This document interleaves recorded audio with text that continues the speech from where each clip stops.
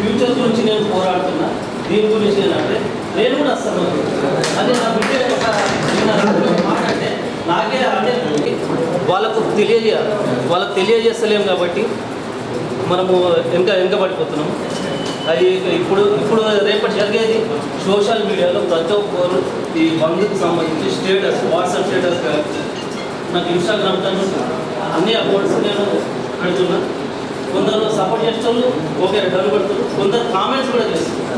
హైదరాబాద్ పోతారు అందరూ కలుస్తారు. నాకు ఈ రకంగా చేస్తుంది కాబట్టి 100% ఈసారి సక్సెస్ చేయాల్సిందే ఈ ఉద్యమాన్ని. ఇది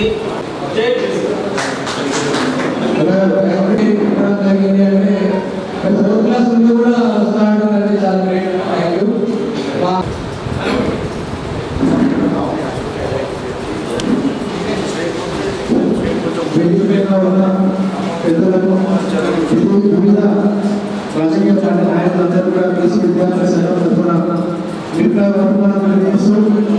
నేడు ఏదైతే మన ఇప్పటివరకు పెద్దలందరూ కూడా చేసి ఆధ్వర్యంలో నేడు కుల సంఘాలందరూ కూడా ఈ గీతా భావంలో సమావేశం అవ్వడం చాలా సంతోషం. ఏదైతే రాష్ట్రంలో పిలుపు కోసం ప్రతి కుల సంఘాలు కానీ ఈరోజు చేసి ఏర్పడి పెద్ద ఎత్తున బంధు విధి విజయవంతం చేయాలని ప్రతిరోజు ఈ యొక్క కార్యక్రమం చేయడం చాలా సంతోషమైన విషయం. ఏదైతే నిన్నటి నుంచి మేము బీసీ విద్యార్థి సంఘం తరఫున కొన్ని కళాశాలను మాట్లాడడం జరిగింది. నిన్న కొన్ని గలీలలో కొంతమంది పిల్లలు కూడా వచ్చి అన్నారు మాకు బంధు ప్రకటించడం కొన్ని స్కూల్స్ అన్నారు అన్నారు ఆల్రెడీ మాకు చెప్పి బీసీ సంఘము పథకాలు ఇచ్చారని చెప్పి చాలా సంతోషం. ఇదివరకు ఇంతకుముందు 4-5 చెప్తే ఆర్మీ కస్మా గ్రూప్ అని మాట్లాడడం జరిగింది. అన్న బంధు విషయం ఎలాంటి మీరు సందేహం పడాల్సిన అవసరం లేదు. ఈ యొక్క బంధుకి మేము తప్పకుండా సహకరిస్తామని చెప్పేసి మన ఆర్మూరు ట్రస్మా నుంచి కూడా చెప్పడం చాలా సంతోషం. అదేవిధంగా కళాశాలలో పూర్తి ఎత్తున బంద్ చేస్తామన్నారు. ఏదైతే విద్యా సంస్థలు తప్పకుండా బంద్ చేస్తారు కాబట్టి ఏదైతే వ్యాపార సంస్థలు ఉంటాయో ఇవి ఏవైతే వ్యాపార సంస్థలు బంద్ చేయడంలో మన కీలకంగా మనం ముందుండాలా. ఎందుకోసం అంటే ఏదైతే వ్యాపార సంస్థలు బంద్ ఉంటాయో ప్రతి ఒక్కరు కూడా అరే ఏంది బంద్ అంటే మన బీసీలకు 42% రావాలంట. ఎందుకు రావాలంటే అత్యధిక ఓట్లు కానీ వేసేది వాళ్ళే, అత్యధికంగా మన కరెంట్ బిల్లులు కానీ అత్యధిక ట్యాక్సులు కానీ ప్రతి ఒక్క రూపంలో అత్యధిక ఉన్నటువంటి ఇలా బీసీలకు అన్యాయం జరుగుతుంది కాబట్టి బీసీలందరూ నడుము బిగించి ఈ యొక్క బంధుకు ప్రకటించారు కాబట్టి ఈ బంధు సక్సెస్ చేయాలా. ఎందుకోసం అంటే అత్యధికంగా ఉన్న మనమే ఏదైతే మనం ఈరోజు 4 గోడల మధ్యలో మనము మన బీసీ రిజర్వేషన్లు కావాలని కోరుకుంటున్నామో ఈ బీసీ రిజర్వేషన్లో 42% వస్తే ఏ విధంగా లాభపడతామంటే ఈరోజు రేవంత్ అన్న చెప్పిండు. ఈరోజు ప్రతి ఒక్క ఎంప్లాయీ విషయంలో మనం చూసుకున్నట్లయితే మనం వెనుకబడుతున్నాం. ఎందుకోసం అంటే ఎవరైతే క్లెవర్ స్టూడెంట్స్ అత్యధికంగా మార్కులు వస్తారో మరి బీసీలుగా ఉన్నా కూడా వాళ్ళు ఎంప్లాయీగా కాలేకపోతున్నారు. దీనికి కారణం ఏంటంటే కూడా రిజర్వేషన్స్ అన్ని కూడా మనం తెలుసుకోవాలి. ఎందుకోసం అంటే రిజర్వేషన్ వస్తే విద్యార్థి దశ నుంచి రాజకీయ దశ వరకు కూడా మనం మారచ్చు. కాబట్టి ఏదైతే 42% రిజర్వేషన్కి ప్రతి ఒక్కరు కూడా ఇంకా మనతో పాటు ఏదైతే 18వ తారీఖున ప్రతి ఒక్కొక్కరు కూడా కనీసం మన ఏదైతే ఇక్కడ కుల సంఘాలు ఉన్నాయి ప్రతి ఒక్కరు కూడా ఉన్నారు. ఒక్కరి నుంచి ఒక 5 మంది మనం జమైనా కూడా పెద్ద ఎత్తున ఏకమైతం కాబట్టి ఆ రోజు 18వ తారీఖున అందరూ కూడా స్వచ్ఛందంగా ముందుకొచ్చి ఈ బంద్ విజయవంతం చేస్తే ఏదైతే రాజకీయ పార్టీలు బీసీలకు చిన్న చూపు ఏదైతే చూస్తున్నాయో ఆ యొక్క పార్టీలకు గుణపాఠంగా ఈ యొక్క రాష్ట్ర బంద్ ఉండాలని చెప్పేసి కూడా కోరుకుంటూ ఈ సమావేశం ఇచ్చిన పేరు ప్రజలకు కూడా ధన్యవాదాలు తెలియజేస్తూ జై బీసీ. ఎందుకంటే ఈరోజు చూస్తూ ఉంటే మనం బీసీల గురించి కొట్లాడలేము, సమస్యల గురించి కొట్లాడాలి. ఎందుకంటే ఈరోజు మన బీసీలకు ఎలాంటి జాబులు లేవు, ఎలాంటి మనం బీసీలకు ఓటి వాడుకుంటూ తప్ప మన బీసీ వాళ్ళు బీసీ మన ముందు తీసుకెళ్ళడానికి నాకు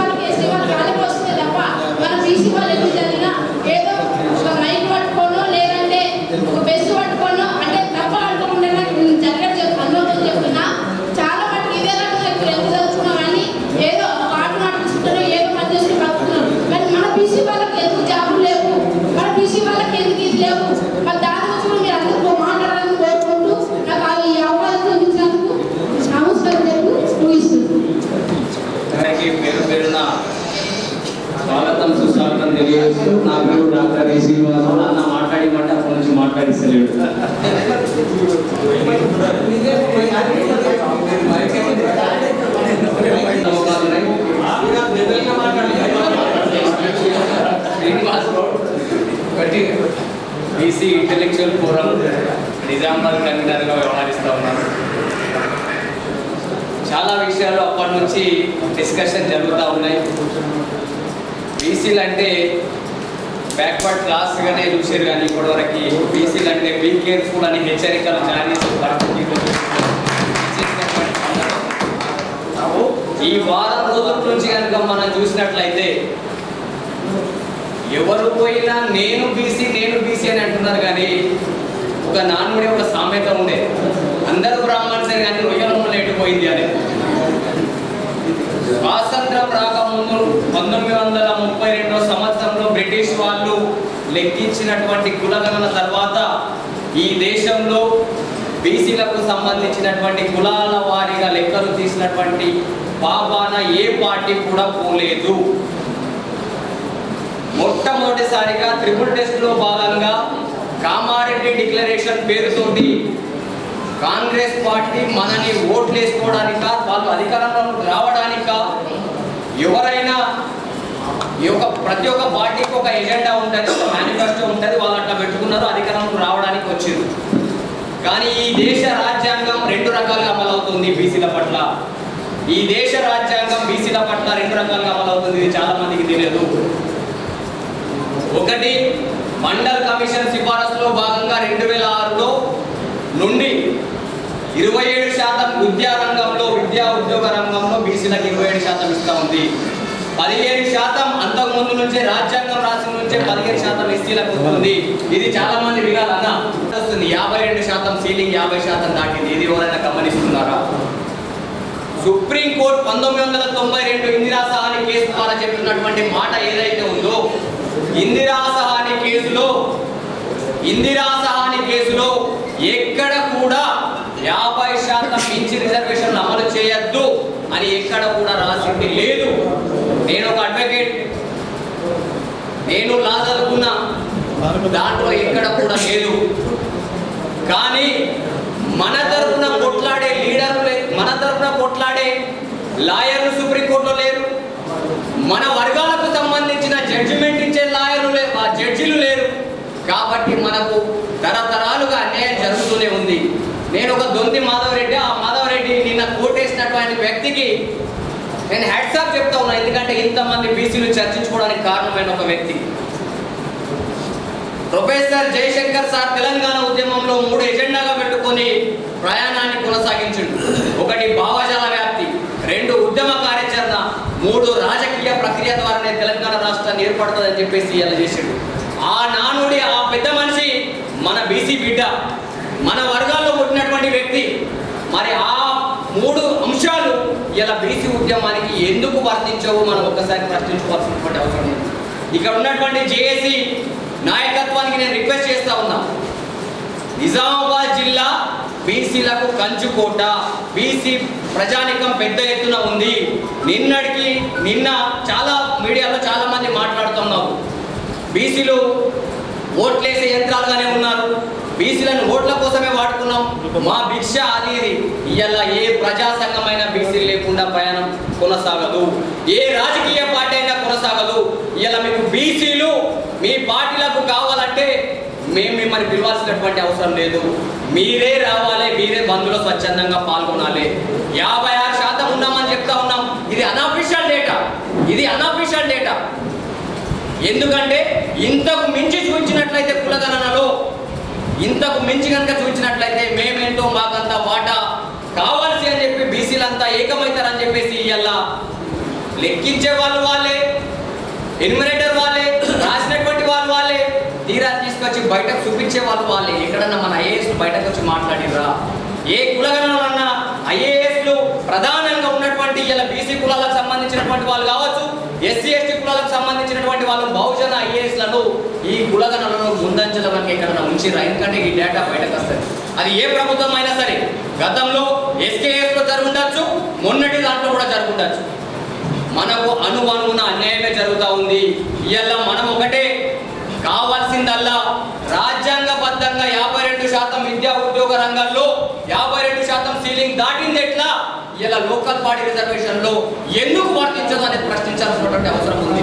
ఇలా మనకు వస్తుంది ఎంత? 33%. గతంలో ఎన్టీ రామారావు ముఖ్యమంత్రి ఉన్నప్పుడు 33% ఉన్నటువంటి స్థానిక సంస్థల రిజర్వేషన్ ని 23% పడిపోయింది. 15% రాజ్యాంగబద్ధంగా ఎస్సీలకు రావాల్సింది ఎస్సీలకు వస్తుంది, ఎస్టీలకు రావాల్సింది ఎస్సీలకు వస్తుంది. మరి తీరా వస్తే 48%. మరి నేను ఇంతకుముందు విద్యా ఉద్యోగ రంగాల్లో ఎస్సీ ఎస్టీ బీసీ ఈడబ్ల్యూఎస్ కలిపితే 62% అవుతా ఉంది. మరి దానికి వర్తించని సుప్రీంకోర్టు జడ్జిమెంట్ లో ఇలా స్థానిక సంస్థల్లో ఎన్నికల్లోకి ఎందుకు వర్తిస్తున్నాయని ఎవరన్నా ఏ పొలిటికల్ పార్టీ లీడర్ అయినా ప్రశ్నిస్తున్నాడా? ఎందుకంటే ప్రశ్నించాల్సినటువంటి అవసరం ఆయనకు, ఆయన అధిష్టానం ఏదైతే లెటర్ రాసి పంపితే దాన్ని మేము మాట్లాడాల్సినటువంటి అవసరం ఉంది ఆ లీడర్. మరి ఆ లీడర్ని ఎన్నుకునే నాయకులు మనం, ఆ లీడర్ కోసం పనిచేసే జనాలు మనం. నేను అందుకే మొట్టమొదటి ముందు మాట్లాడేటప్పుడే చెప్పిన, బిడ్డ బీసీ అంటే బ్యాక్వర్డ్ క్లాస్ కాదు, బీ కేర్ఫుల్ అని హెచ్చరించాల్సినటువంటి పరిస్థితి ఇవాళ ఈ రాష్ట్రంలో దాపురించింది. ఆ పరిస్థితిని వచ్చింది కాబట్టి మనమంతా రోడ్డు ఎక్కాల్సినటువంటి అవసరం ఉంది. ఒకటి ప్రతి ఒక్క బీసీ బిడ్డకు చెప్పాల్సినటువంటి అవసరం ఉంది. ఓ బిడ్డ మేలుకో, నీ తలరాత మార్చుకో. ఇవాళ ఇక్కడ ఉన్నటువంటి పెద్ద మనుషులందరికీ కూడా మన పరిస్థితి, మన రాజకీయ భవిష్యత్తు ఉందా లేదా, విద్యారంగంలో ఉందా, ఉద్యోగ రంగంలో ఉందా కాదు, రానున్నటువంటి నెక్స్ట్ తరానికి అందించాల్సినటువంటి అవసరం ఉంది. నేను మండల్ కమిషన్ ఉద్యమంలో పాల్గొనలే, కానీ ఆ మండల్ కమిషన్ చరిత్రను చదివిన. మురళీధర్ రావు కమిషన్ మనం చూడలే, కాకా కలేకర్ కమిషన్ చూడలే, ఓబీసీల కోసం చేసినటువంటి కమిషన్ ఏ ఒక్క దాంట్లో కూడా నేను చూడలే, పాల్గొనలే. కానీ 2008 నుంచి ఈ నిజామాబాద్లో బీసీ ఉద్యమంలో నిఖార్సుగా పనిచేస్తూనే వచ్చినాం. సరే, రాజకీయ కోణంలో రాజకీయ అవసరాలకు మనం కావాలనుకున్నప్పుడు ఏదో ఒక పార్టీ కోసం పనిచేస్తుండొచ్చు, కానీ లోపల ఉన్నటువంటి నా పుట్టుక బీసీ అనేది నేను మర్చిపోను. ఇలా నేను ఏ పార్టీలో పనిచేసినా క్యాస్ట్ సర్టిఫికేట్ నా పార్టీ సర్టిఫికేట్ ఇవ్వదు, కానీ బీసీ అని మాత్రమే ఇస్తుంది. అది నా గుండెలో ఉంటుంది, ప్రతి ఒక్క బీసీ బిడ్డలో ఉంటుంది. కాబట్టి మనం ఇలా కావాల్సిందల్లా ఈ నెల 18వ తారీఖు నాడు జరగబోయేటువంటి బంద్లో నిజామాబాద్ నా భూతో భవిష్యత్తుగా ఇక్కడ పెద్దలు గణేష్ అన్న, మన వాళ్ళందరూ ఉన్నారు, ఇక్కడ మిత్రులందరూ ఉన్నారు. ఇదే వేదిక డిసెంబర్ 23, 2009 నాడు తెలంగాణ ప్రకటన వెనక్కి పోతే ఈ రాష్ట్రం మొత్తం నిజామాబాద్ వైపు చూసే విధంగా తెలంగాణ ఉద్యమం నిలబడ్డది. డిసెంబర్ 23 నాడు ప్రకటన వెనక్కిపోయిన రోజు, తెలంగాణ రాష్ట్ర ప్రకటన వెనక్కిపోయిన నాడు ఈ జర్నలిస్ట్ మిత్రులందరూ చూసి ఈ వేదికనే ముందునే పెద్ద ఎత్తున రాష్ట్రం దేశం మొత్తం కూడా నిజామాబాద్ వైపు చూసే విధంగా బంద్ జరిగింది. బగాయించినాం ఒక్కొక్కరిని, దాంట్లో అనేక కేసులు ఎదుర్కొన్నాం. వాళ్ళందరూ మాకు మద్దతు ఇచ్చారు.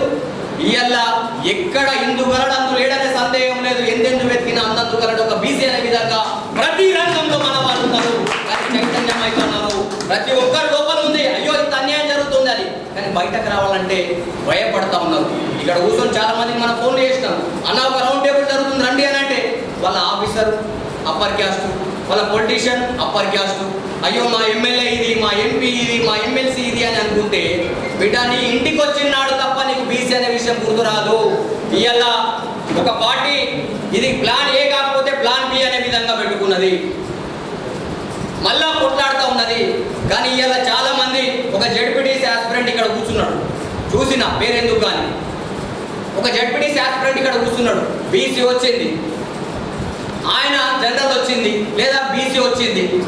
వాళ్ళు ఇలా బయటకు వచ్చి కొట్లాడితే బీసీ అని ఏదైతే వచ్చినటువంటి మొన్న రిజర్వేషన్ 42%లో వాళ్ళంతా కాంగ్రెస్ కావచ్చు, బీజేపీ కావచ్చు, బీఆర్ఎస్ కావచ్చు, ఇంకో కమ్యూనిస్ట్ పార్టీ కావచ్చు, కానీ వాళ్ళు కూడా బయటకు రాకుండా భయపడితే మా ఎమ్మెల్యే మా ఇన్ఛార్జ్ టికెట్ ఇస్తాడో లేదో అనే ఆలోచనలో ఉంటే, ఎందుకంటే వాళ్ళంతా పరికారం, వాళ్ళ కోసం పనిచేసింది మనం, వాళ్ళ కోసం మందు మంచింది మనం, జెండాలు పోసింది మనం జనాన్ని తీసుకుపోయి ఆయన తీసుకొచ్చింది మనం, కానీ మనకు బీఫామ్ ఇస్తాడో లేదో జెడ్పీటీసీ అనేది. ఇలా జెడ్పీటీసీ టికెట్ ఇవాళ మొన్నటి రిజర్వేషన్ ప్రకటించిన దాంట్లో నీకు బీసీ అని వచ్చింది, దాన్ని మార్చేస్తే జనరల్ అయితే నీకెందుకు ఇస్తారు, నీ దగ్గర డబ్బులు లేవు, అప్పర్ క్యాస్ట్ తీసుకొచ్చి కూర్చోబెడతావు, నువ్వు అన్యాయం అయిపోతున్నావు అనే విషయాన్ని నీకు తెలుసు, కానీ బయటకు రావడానికి భయపడతా ఉన్నావు. నేను అందుకే రిక్వెస్ట్ చేస్తా ఉన్నా, ప్రతి బీసీ ఈ మొత్తం కూడా రావాలి. రెండోది, కాంగ్రెస్ పార్టీ మేనిఫెస్టోలో కామారెడ్డి డిక్లరేషన్లో ఇంకో అంశాన్ని చేర్చింది, దీనికి సుప్రీంకోర్టు జడ్జిమెంట్ తోటి పని లేదు, సుప్రీంకోర్టు తోటి పని లేదు. విద్యారంగంలో కనీసం ఉద్యోగ రంగంలో, విద్యా రంగంలో 3 బిల్లులు ఈ తెలంగాణ రాష్ట్రంలో అసెంబ్లీలో పెట్టింది. 42% విద్యారంగంలో ఇస్తామన్నారు, ఉద్యోగాల్లో ఇస్తామన్నారు. ఉద్యోగాలు అంటే ఎవడన్నా కోర్టుకు పోవచ్చు. సీట్లలో ఇవి కదా ఫస్ట్ ఈ సీట్లలో 42% సీట్లు ఓబీసీలకు ఇవ్వాల్సిన దాంట్లో అన్నను ప్రకటించడానికి ముఖ్యమంత్రికి ఎవరు అడ్డపడ్డారు? కాంగ్రెస్ వాళ్ళకు, బీజేపీ వాళ్ళు అడ్డపడ్డారా? బీఆర్ఎస్ వాళ్ళు అడ్డుపడ్డారా? లేదా వేరే రిజర్వేషన్ వ్యతిరేకులు ఎవరన్నా అడ్డుపడ్డారా? ఇలా రిజర్వేషన్లకు కోర్టుల కేసేసి అడ్డుపడ్డారని చెప్తా ఉన్నాం. కానీ ఈ సీట్ల విషయంలో ఎందుకు ఎవడు అడ్డుపడడు? కాబట్టి మీ చిత్తశుద్ధిని బీసీల పట్ల ఉంటే ఈ 2 విషయంలో విద్యా ఉద్యోగ రంగంలో కూడా 42% ఇవ్వాల్సిందే. అందుకోసం మనమంతా కూడా నిజామాబాద్ తెలంగాణ ఉద్యమంలో ఎట్లయితే ఉవ్వెత్తున లేచిందో ఈ బీసీ ఉద్యమంలో దయచేసి నేను నువ్వు ఆ పార్టీ ఈ పార్టీ తారతమ్యం లేకుండా మనమంతా బీసీలం, మనమంతా కలిసికట్టుగా ఉద్యమం చేద్దాం. రాజకీయ ఎజెండా ఏదైనా ఉంటే దాన్ని పక్కన పెట్టుకుందాం. కానీ మన పార్టీ కన్నా ముందు మన పుట్టుక బీసీ అనే విషయాన్ని మనం అందరం గుర్తుపెట్టుకోవాల్సినటువంటి అవసరం ఉందని చెప్పేసి తెలియపరుస్తూ ఈ నిజామాబాద్ 15వ తారీఖు జరగబోయేటువంటి బంద్లో నా భూతోన్న భవిష్యత్ అనే విధంగా ఉండాలని కోరుకుంటూ మరొక చిన్న సూచన జేఏసీ నాయకత్వానికి వీలైతే ఈరోజు సాయంత్రానికి ఒక కార్యక్రమం ఏదన్నా బంద్ విజయవంతం చేయాలని, ఎల్లుండి ఉంది కాబట్టి రేపు ఒక ర్యాలీ లాంటి కార్యక్రమం ఏదన్నా జరిగితే ఈ ప్రచారం అనేది పెద్ద ఎత్తున జరుగుతుందని చెప్పేసి ఆ రకంగా మన కార్యాచరణ ఉండాలని చెప్పేసి తెలియజేస్తూ ఈ అవకాశం ఇచ్చినందుకు ధన్యవాదాలు తెలియజేస్తున్నాను. జై బీసీ. నిజామాబాద్లో చిన్ని కృష్ణయ్య అనుకున్నాను మన సీనియర్ బోర్డు గారిని ఒక ఎదురు దెబ్బ జరగడం జరిగింది. మనం రౌండ్ టేబుల్ సమావేశం ప్రభుత్వ పిటిషన్ను కొట్టివేరు. బీసీ రిజర్వేషన్పై తెలంగాణ ప్రభుత్వానికి ఎదురు దెబ్బ జరిగింది. హైకోర్టు విధించిన స్టేను సుప్రీంకోర్టు సమర్థించింది. పాత రిజర్వేషన్లతోనే ఎన్నికలకు వెళ్లాలని ప్రభుత్వాన్ని ఆదేశించింది. హైకోర్టు ఇప్పుడు సమర్థిస్తూ ప్రభుత్వం దాఖలు చేసిన స్పెషల్ లీవ్ పిటిషన్ కొట్టివేసింది. కాబట్టి ఇప్పటికైనా మనం జాగృతం కావాల్సిన అవసరం ఎంతైనా ఉంది. కాబట్టి దయచేసి కోపతాపాలకు వెళ్ళకుండా, ఈగోలకు వెళ్ళకుండా ఒక బీసీలలో ఉన్న 133 కులాలు ఏవైతే ఉన్నాయో ఒక దాటిపైకి వచ్చి 18 నాడు జరగబోయే బంద్ను పకడ్బందీగా విజయవంతం చేయవలసిందిగా కోరుతున్నాం. అలాగే కలుగీత కార్మిక సంఘం వృత్తిదారుల పక్షాన నేను మీ ముందు మాట్లాడాలనుకుంటున్నాను. మిత్రులారా, ఇప్పటిదాకా ఉద్యమ నేత శ్రీనివాస్ గౌడ్ చాలా ఉద్వేగంగా, చాలా ఆవేశంగా, చాలా ఇంటలెక్చువల్తో మాట్లాడడం జరిగింది. ఈ మాట్లాడడం ఏంటంటే విద్యార్థులను, యువకులను కూర్చొని క్లాసులు చెప్పి వాళ్ళ ఇంటలెక్చువల్గా భావజాలంలో కొద్దిగా లోపల దొరకొడితే మన బీసీ ఉద్యమం అనేది బలోపేతం అవుతుంది. రేపు విద్యార్థులు, యువకులు లేకుండా మనం ఏమీ ఊహించలేము. మీ అందరికీ తెలిసిందే, ఇక్కడ ఉన్నటువంటి వాళ్ళేం తక్కువ వాళ్ళేం కాదు. అందరూ అన్ని ఉద్యమాలలో పాల్గొని మస్తు రాడు తెలియనటువంటి వాళ్ళే ఉన్నటువంటి పరిస్థితి ఉంది. ఎవరికి తెలియనటువంటిది కాదు. ఇప్పుడు రీసెంట్గా రేవంత్ అన్న చెప్పిండు. ఏం చెప్పిండు? ఏది ఏమన్నా కానీ కాంగ్రెస్ గవర్నమెంట్ ఒక ప్రయత్నం అయితే చేసింది, అంతవరకు స్వాగతిద్దాం. కాకపోతే అందరికీ తెలిసినటువంటి విషయమే, ఏదైనా కూడా అది ఆగిపోతుంది. ఈనాడు బీసీ రిజర్వేషన్ మనం ఏదైతే పోట్లాడుతున్నామో అది సాధ్యం కావాలనంటే రాజ్యాంగంలో మార్పు, సవరణ కావాలి. శాస్త్రీయంగా, సైంటిఫిక్గా ఆడ సవరణ కావాలి. ఆ సవరణ అయినటువంటిది 9వ షెడ్యూల్లో పెట్టాలి. పెడితేనే ఇప్పుడు మనం ఏదైతే ఉద్యమం చేద్దామో, రిజర్వేషన్ సాధించుకుందామని అనుకుంటున్నామో అది సక్సెస్ అవుతుందని సైంటిఫిక్గా నేను చెప్తున్నా. ఈ భావాజాలము, ఈ ఆలోచన విధానం అనేది గ్రామ స్థాయి నుంచి, మండల స్థాయి నుంచి, జిల్లా స్థాయి నుంచి, రాష్ట్ర స్థాయి వరకు పోయి గ్రామాల నుంచి కూడా ఈనాడు మనమెంతో మనకంతా అనే భావన రావాలి. ఈనాడు తెలంగాణ ఉద్యమం సాధించుకున్నాం, విజయవంతం అయింది అని అంటే అది ఉద్వేగమైనటువంటి భావజాలం. అంటే ఉద్వేగంతో ఎట్లయినా 600 కానీ 106 కానీ మనం సాధించుకుందాము అన్నటువంటి ఒక దృఢ సంకల్పంతో అది సాధించుకోవడం జరిగింది. ఇది అట్లా కాదు. బీసీలలో కులాల్లో కూడా యూనిటీ లేదు, ఐకమత్యం లేదు. ఈనాడు మిత్రులు అందరూ మాట్లాడుతూ చెప్పినటువంటిది మాట్లాడడం మిత్రులారా చాలా అందరూ ఇంతమంది ఉన్నారు, కానీ వాళ్ళలో యూనిటీ ఉంది. ప్రతిదానికి ముందు వస్తారు. ఆ మిత్రుడు చెప్పిండు బీసీలు ఉన్నారు అని అన్నాడు.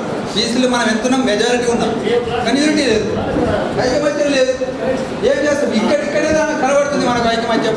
ఒక కమిట్మెంట్, మనం ఏదన్నా కానీ మనం చేద్దామన్నటువంటి దృఢ సంకల్పము, కమిట్మెంట్ ఉంటే పార్టీలకు అతీతంగా ఒక బీసీ బిడ్డ అందరు కదిలితే సాధ్యం కానిదంటే ఏది ఉన్నది. మిత్రులారా, మనం ఈవోలు పక్కా పెడదాం, పార్టీలు పక్కా పెడదాం. ఒక బీసీ బిడ్డగా ఒక కుల సంఘాలు, పార్టీలు అందరు ఏకమై ఐక్య ఉద్యమం చేస్తేనే ఇది సాధ్యమవుతుంది. జై బీసీ, జై బీసీ. మొబైల్ నరసింహ గారికి మరి ఇక్కడ ఇచ్చేసినటువంటి పెద్దలు బీసీ నాయకుల కుల సంఘాల నాయకులందరికీ స్వాగతం, సుస్వాగతము. ఏదైతే మనం ఈ 18 బంద్ చేయాలని కార్యక్రమం ఏదైతే మొదలు పెట్టామో దానిని వాటికి మన ఏది కరోనా టైంలో ఏదైతే ప్రపంచాన్ని స్థాపించినట్టు బంద్ ఏదైతే ఉండేదో ఆ విధంగా మనం ఆ బంద్ కార్యక్రమంలో ప్రతి ఒక్కరం ఖచ్చితంగా పాల్గొని దాన్ని ఎంతో విజయవంతం చేస్తేనే ఉన్నత కులాల వారికి ఖచ్చితంగా అరే వీళ్ళంతా సంఘటితమై ఎప్పుడే ఒక ముక్కుముడిగా దాడి చేసే విధంగా తయారయ్యారని చెప్పి వాళ్ళందరూ వాళ్ళలో భయం చూపించాలంటే ఖచ్చితంగా ఇల్లు జరిగే బంద్ని ఖచ్చితంగా ప్రతి ఒక్క బీసీ నాయకులందరూ పాల్గొని దాన్ని విజయవంతం చేయాలని చెప్పి కోరుకుంటూ, నేను ఆల్రెడీ మా మిత్రులందరూ తెలియజేసిన షాప్స్ ఏవైతే వాళ్ళ మిత్రుల సొంత బీసీ ఉన్నాయి వాళ్ళందరూ తెలియజేసి నేను చెప్పినక్కడే ముందే వాళ్ళు చెప్పారు ఖచ్చితంగా మేము అందరం స్వచ్ఛందంగా షాప్స్ అందించుకుంటాము. వీలైతే రాజుని ఇవ్వడం మేము కూడా పార్టిసిపేట్ చేస్తామని చెప్పి నాకు ఎంతో సంతోషం అనిపించింది. కావున మనం బీసీల అందరం ఏకదాటిగా ఎల్లుండి జరిగే కార్యక్రమాన్ని ఎంతో విజయవంతం చేస్తే తప్ప ముందట ఉన్న వాళ్ళకి చెంపబిడ్డలాగా కనబడాలంటే ఈరోజు మనం ఈ ప్రోగ్రామ్ని సక్సెస్ చేయాలని చెప్పి తెలియజేస్తూ ప్రతి ఒక్కరికి ధన్యవాదాలు తెలియజేస్తాం. బీసీ జేఏసీ నాయకులకు, అదే రకంగా ఈ సమావేశానికి వచ్చినటువంటి వివిధ రాజకీయ పార్టీల నాయకులు, కుల సంఘాలు, ప్రజా సంఘాల నాయకులందరికీ కూడా సిపిఐ పార్టీ తరఫున నమస్కారం తెలియజేస్తాము. అనేక విషయాలు నాకంటే ముందు మాట్లాడినటువంటి నాయకులు అనేక విషయాలు మాట్లాడడం జరిగింది.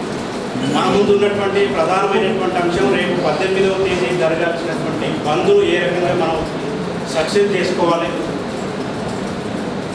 అనేది మన ముందు ఉన్నటువంటి ప్రధానమైనటువంటి అంశం.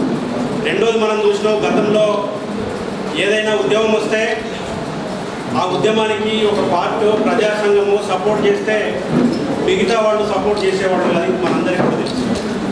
కానీ తెలంగాణ ఉద్యమం తర్వాత ఇవాళ ఏ రాజకీయాలకు అతీతంగా, పార్టీలకు అతీతంగా అన్ని రాజకీయ పార్టీలు మాట్లాడేటటువంటి ఒకే ఒక అంశం బీసీ.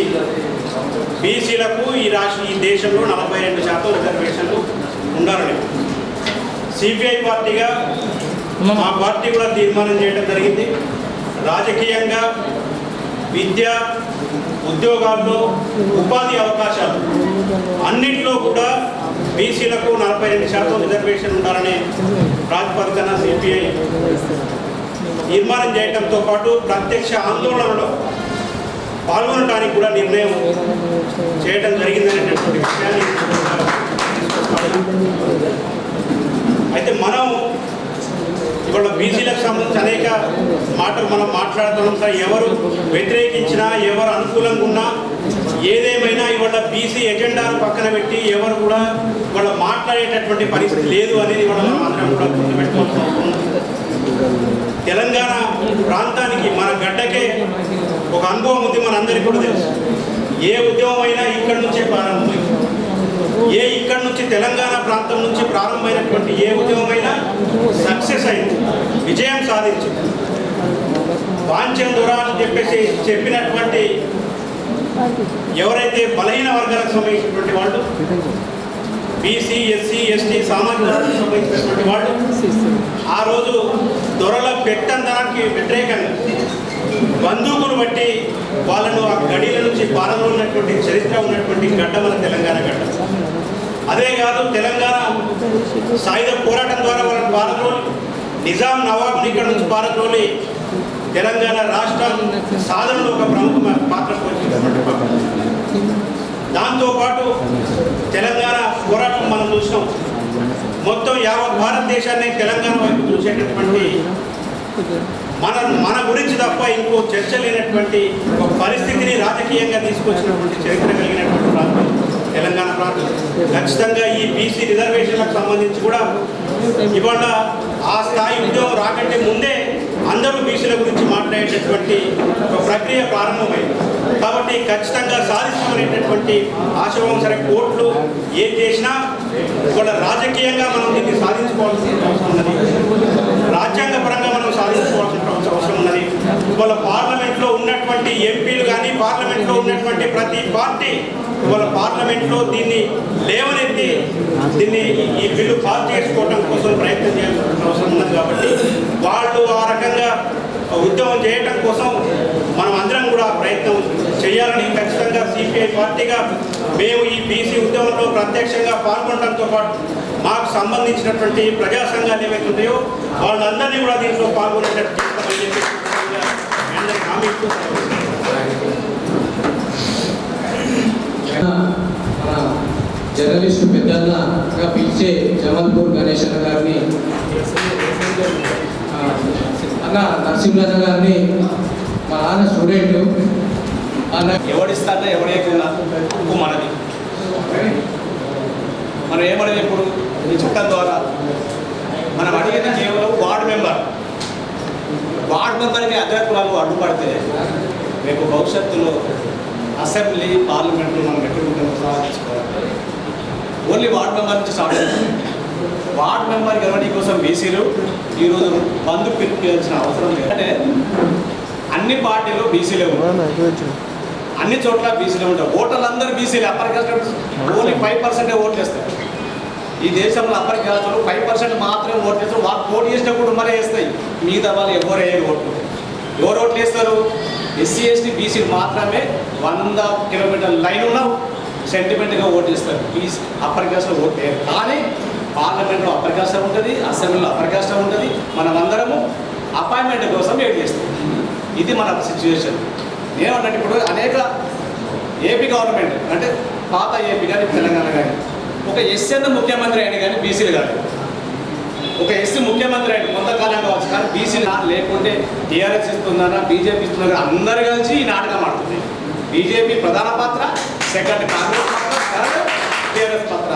ఏ పార్టీ నాయకుడు అయినా మేము సిద్ధంగా ఉన్నామని ప్రకటించిందా? మనం ఆర్కృష్ణ అన్ని ఆఫీసులకు పోతే ఇంటికైనా లీలు ఇవ్వాలి. ఎవరింటికి అసలు లీలు ఇస్తారు కదా తాగుమని ఆ పని చేస్తుండే పార్టీలు తప్ప ఎవ్వడు కూడా ఇంట్రెస్ట్గా ఈ 42% రాజకీయ రిజర్వేషన్లకు మనకు ముందు రావట్లేదు. ఎందుకంటే మీనింగ్ అనేది అన్ని పార్టీలు కోర్టు ద్వారా నాటకం ఆడుతున్నాయి, కోర్టు చూపిస్తున్నాయి. కోర్టు ఎప్పుడు స్పందిస్తుంది? కోర్టు ఎప్పుడు స్పందిస్తుంది అంటే మనము రోడ్డు ఎక్కినప్పుడే స్పందిస్తుంది. మనం ఇక్కడ కూర్చున్నప్పుడు ఇంకా 1 నెలలైనా, ఎందుకంటే ఆ జడ్జిలు అడ్వకేట్లు సుప్రీంకోర్టులో మనం లేము. రేవంత్ చెప్పాడు, సుప్రీంకోర్టులో బీసీలు చాలా దూరం ఉన్నారు. ఒక 30 మంది ఎస్సీలు ఉంటే బీసీలు 15 మంది జడ్జీలు లేరు సుప్రీంకోర్టులో. ఇక మనకి ఎట్లా వస్తుంది తీర్పు ఎట్లా వస్తుంది? మన అమిత్ ఒక మాట చెప్పిండు, నువ్వు అటువైపు వచ్చినా కూడా మేము తీర్పు ఇష్టం అన్నాడు. అంటే దీని మీనింగ్ ఏంటి? ఎవడుంటే వానికే తీర్పు వస్తుంది, చట్టం పక్క పోతుంది. కానీ మనము ఇప్పుడు రోడ్డు మీద ఉంటే, మన సగులు ఉంటే, మనం ఇది రాష్ట్రాన్ని స్పందింపజేస్తే అప్పుడు సుప్రీంకోర్టు కూడా మన పరిస్థితిని ఆలోచిస్తుంది. మన ప్రతి నిమిషాన్ని ప్రతి రిపోర్టు సుప్రీంకోర్టుకి వెళ్తుంది. మనం అనుకుంటున్నాం మనం మీడియా మూలకు కూర్చున్నాం కదా, మనకి ఏం చేస్తాం అన్ని తెలుసాలకు వాళ్ళకి సంబంధించిన సెంట్రల్ గవర్నమెంట్ ఐడి పార్టీలు ఉంటాయి, స్టేట్ గవర్నమెంట్ ఐడి పార్టీలు ఉంటాయి. ఇవన్నీ కూడా మన రిపోర్టును మంచి చెడు రెండు పంపుతాయి. స్టేట్ సంబంధించినేమో ఆ గవర్నమెంట్కి అనుకూలమైన రిపోర్ట్ ఇస్తుంది, సెంట్రల్ గవర్నమెంట్ వాస్తవమైన రిపోర్ట్ ఇస్తుంది. ఇప్పుడు ఎలక్షన్ వస్తూ ఉంటాయి. ఇప్పుడు ఏ పార్టీకి వెళ్తుందంటే స్టేట్ గవర్నమెంట్ సంబంధించిన రాష్ట్ర అధికార పార్టీకి రిపోర్ట్ ఇస్తుంది ఐడి పార్టీ అంతా, ఇంకా సెంట్రల్కి అట్లా ఇవ్వదు. కాబట్టి మన రిపోర్టు కూడా సుప్రీంకోర్టుకు పెట్టాలంటే సుప్రీంకోర్టు రోడ్డు మీద ఉన్న పరిస్థితిని బట్టే తీర్పులు వస్తాయి. చట్టం రెండోది అవుతుంది అక్కడ. అది మనం అక్కడ చాలా దూరంగా ఉన్నాము. ఈరోజు ఇక్కడ మనం ఇక్కడ స్పందిస్తున్నామంటే నేను అనుకుంటామంటే మన ఈరోజు శ్రీనివాస్ చెప్పాడు, ఏ పార్టీ నాయకుడు మాట్లాడాలన్నా ఆ పార్టీ ప్రెసిడెంట్ యొక్క ఆదేశాలను మనం పాటించాలి. ఇక్కడ కూడా ప్రెసిడెంట్ కూడా నేను అనుకుంటున్నా. ఎందుకంటే ఇప్పుడు 9 మంది ఎమ్మెల్యేలు మన దగ్గర ఉన్నారు. కామర్ది అనుకుంటే ఒకటి వేసి అది పొలిటికల్ గట్రా వెళ్ళిపోయింది. మిగతా 8 వాళ్ళు అప్పటికి వస్తాయి కదా. ఈడ 10,000 ఓట్లు 30 అంటే 15 ఎమ్మెల్యే చేసిన కామన్ నిజామాబాద్లో 3 బీసీలు ఓడిపోయారు. కామారెడ్డి ఎల్లారెడ్డి అయితే 5,000 ఓట్లు బెల్మాస్కు కానీ ఎమ్మెల్యే అయ్యాడు. ఎవరు ఎట్లా వచ్చారు? ఒక బీసీ ఓడిపోయాడు, ఆ ఊళ్ళో బీసీ ఓడిపోయాడు, 30 బీసీ ఓడిపోతాడు. అంటే మనము మన రాజకీయ ఆలోచన బీసీలది రాజకీయ ఆలోచన లేదు. కేవలం సెంటిమెంట్ ఆలోచన మనము ఫస్ట్ ప్రతి ఒక్కరిగా రాజకీయంగా ప్రతి అంశాన్ని రాజకీయంగా మనం ఆలోచించాలి. అందుకే డాక్టర్ బిఆర్ అంబేద్కర్ జ్యోతిరావు పూలే చెప్పారు పొలిటికల్ ఈజ్ మాస్టర్ కీ అన్నాడు. వార్డు మెంబర్ అయినా గ్రామ పంచాయతీ పోతే కూర్చుంటుంది, ఇప్పుడు తీసి మార్క్ వచ్చిందా కానీ ఒకటి కూర్చొని మనం మా సర్పంచ్ వచ్చాడు పోయింది కాబట్టి కొత్త ఏమంటారు బండి ఒక కారణం కూర్చున్నది ఏటీఎం సర్పంచ్ అని పెట్టుకున్నాడు. పోలీస్ ఆఫీస్ సర్పంచ్ సాబ్ అన్నాడు. ఇప్పుడు ఎంత ఫీల్ అయినాడు రెండు సార్ అన్నాడు సర్పంచ్ సాబ్ అన్నాడు. ఆ ఆత్మగౌరవాన్ని మనం బీసీలకు మనము నేర్చుకోవాలి. ఆత్మగౌరవం మనకుంటే ఆ పొలిటికల్ జీవి మనకుంటే ఈ అంశాలకు మనకు వస్తుంది. ఇది లేకుండా మనం బదిలాడితే దిగొచ్చే పార్టీలు ఇండియాలో లేవు. ప్రపంచంలో ఉంటే ఉండొచ్చు కానీ మన భారతదేశంలో బతిమలాడితే ఈకున్న పార్టీలు మనకు లేవు. ఏ పార్టీ అయినా రాష్ట్ర పార్టీలు అన్నీ రాష్ట్ర కమిటీలో ఉంటే రాష్ట్రంలో ఉండే అప్పర్ కాస్ట్లో ఉంటే సెటిల్ కమిటీలో మొత్తం బ్రాహ్మణ్స్ ఉంటారు. వాళ్ళు దాచుకుంటారు కదా వాళ్ళు చెప్పింది ఇక్కడ చేస్తారు. కాబట్టి ఈ దేశం ఇక్కడ ఉన్న కానీ ఈ పరిస్థితిలో మనము ఐక్యంగా ఈ వివిధ పార్టీలో ఉన్న బీసీలందరూ మీరు ఉంటే మీరు పార్టీలో ఉండరు, మీరు బాగా కొట్టుకుంటే ఎట్లా రావాలి పార్టీకి ఎట్లా రావాలి పార్టీ ఉండండి. కానీ బీసీ ఉద్యోగులు బాగా పాత్ర పోషించాలి. ఇలా ఆర్కిష్ట బీజేపీపై గొడవ వేసిందంటే కొంత భయపడతారు, లేకుంటే ఇంకోసారి ఇంకో పార్టీపై కొంచెం గట్టిగా అయినంటే భయపడతారు. ఏముంటుంది? నాకు ఒక మిత్రుడు నల్గొండలో ఆయన టికెట్ రాలేదు ఎమ్మెల్యేకు, అది ఈక్వేషన్ ఉండతో రాలేదు. నేను గెలవగానే వాళ్ళు ఓడిస్తాను ఓడించాడు. నేను గెలవ కానీ టికెట్ ఇవ్వను ఓడించాడు. అది మన దగ్గర ఉండదు. మన బీసీలు అందరికీ ఒకే 100 పెట్టుకుంటే మనం గెలవకపోవచ్చు. ఎవడైతే మన శత్రువు ఉండడో ఎమ్మెల్యే మనం ఓడిస్తాం కదా, ఆ భయం మనకు ఉండాలి. రాజకీయ చైతన్యం మనకు కలిగి ఉండాలి. ఆ విధంగా ఇప్పటి నుంచి ఈ రోజు నుంచి మన అనగానే ఇప్పుడేమో ఈ 6 నెలలు 3 నెలలు వచ్చే పరిస్థితి ఏం లేదు అంటే మనం చాలా కదలాలి. ఒక్కసారి విద్యార్థులు ప్రధానంగా మనం మూవ్మెంట్ తీసుకురావాలి. విద్యార్థి ఉద్యమని ఎంప్లాయీస్ కూడా మీరు భయపడకుండా ఇటు సాట్ రూమ్లు కాకుండా మీ శాఖలో మీరు కూడా దాన్ని రేజ్ చేస్తే, నేను స్టూడెంట్కి ఉన్నప్పుడు పూలే ఫోటో వేసుకుంటే పూలే 4 వేల గురించి చెప్పడం తెలియదు జ్యోతిరావు పూలే. అట్లా మనం ఇప్పుడు స్టార్ట్ కావాలి. బీసీఎస్ మేమెంతో మాకంతా వాటా అన్ని రంగాల్లో మేమున్న 15% మంది 15 తీసుకుంటారు. మన వెంకటరామరెడ్డి కామారెడ్డి ఎమ్మెల్యే ఆ మా గురించి వాళ్ళు తీసుకుంటాం ఎవడో ఇది 15% తీసేసుకొని మీద 85 మాదే కదా, ముందు వానికి ఇచ్చేసుకోండి. అప్పర్ కాస్ట్కి సంబంధించిన మాకు కావాలంటున్నారు కదా తీసేసుకోండి. మిగతా ప్లస్ ఇప్పుడు ఏదో 50% అయితే లిమిట్ అంటారు కదా, లిమిటేషన్ లేదు, ఎక్కడ లేదు. అది గవర్నమెంటే మనం చెప్పింది 25, 27, 15, 6 మళ్ళీ కొత్తగా ఏం తెచ్చింది మనోడు 10% అప్పర్ కాస్ట్ ఎంత అవుతుంది? 57. మరి ఏ సవరణ చేసింది దానికి? దానికి రాజ్యాంగ సవరణ జరగలేదు కదా. మరి 57, 60 ఎట్లా అయిపోయింది ఇప్పుడు? అది అంటే గవర్నమెంట్ మనం చదవం కాబట్టి మన రాజ్యాంగం మనం తెలియదు కాబట్టి ఇష్టం రాకూడదుకొని ఇప్పుడు 6% ఉన్నవాడికి 10% రిజర్వేషన్ ఇస్తాడు, 60% ఉన్నవాడికి 27% ఇస్తాడు. ఇది సిచ్యువేషన్. బట్ ఇవన్నీ మనం బాగా ఆలోచించుకొని మనకు ఉద్యోగ కార్యాచరణ ఇక్కడి నుంచి స్టార్ట్ కావాలి, ఈ రోజు నుంచి స్టార్ట్ కావాలి. ఈరోజు బంధు పెట్టుకొని మిగతా లేకపోతే మేము చాలా నష్టపోతాము, చాలా ఇంకా ముందుకు వెళ్ళదు. కాబట్టి ఈ విషయంలో చేసి కానీ ఇంకా మిగతా అందరినీ కలుపుకోవచ్చు. ఒక మంచి ఐక్య ఉద్యమానికి మీరు ముందుకు వస్తారని అది మా మధ్య జర్నలిస్ట్ కావచ్చు, మా సంఘం కావచ్చు, మేము ఎప్పుడు ముందుంటామని విజ్ఞప్తి. Thank you so much. అలాగే సిపిఐ ఎంఎల్ మాస్ లైన్ నగర అధ్యక్షులు సుధాకర్ గారికి మాట్లాడవలసింది. సమావేశాన్ని ఏర్పాటు చేసినటువంటి బీసీ జేఏసీ బృందానికి CPML mass line Praja Pantha party తరఫున విప్లవ జేజేలు. ఈ కార్యక్రమానికి ఇచ్చేసినటువంటి వివిధ ప్రజా సంఘాల నాయకులకి, వివిధ సంస్థల బాధ్యులకి కూడా అందరికీ నమస్కారం. మిత్రులారా, ఒక 4-5 రోజులుగా, ఒక వారం రోజులుగా బహుశా మన ఇంట్లో కొడుకో కూతురో మాటలు నేర్చినప్పుడు తొలి పలుకులు మాట్లాడుతుంటారు కదా, చాలా ముద్దుగా అనిపిస్తుంటుంది.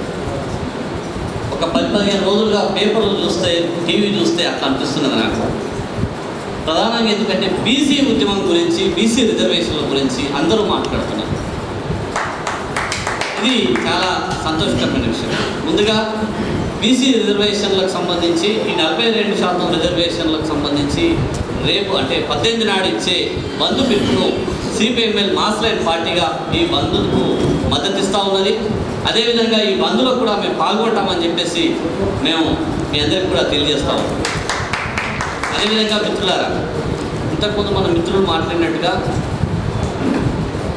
అంటే బీసీలకు సంబంధించి 2 ప్రధానమైన లోపాలు. ఒకటి భావజాల వ్యాప్తి జరగకపోవడం కావచ్చు.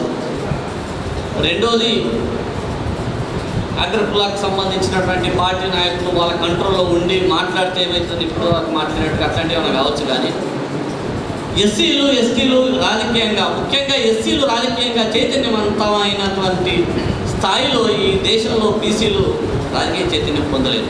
మనం ఇది గుర్తించాలి.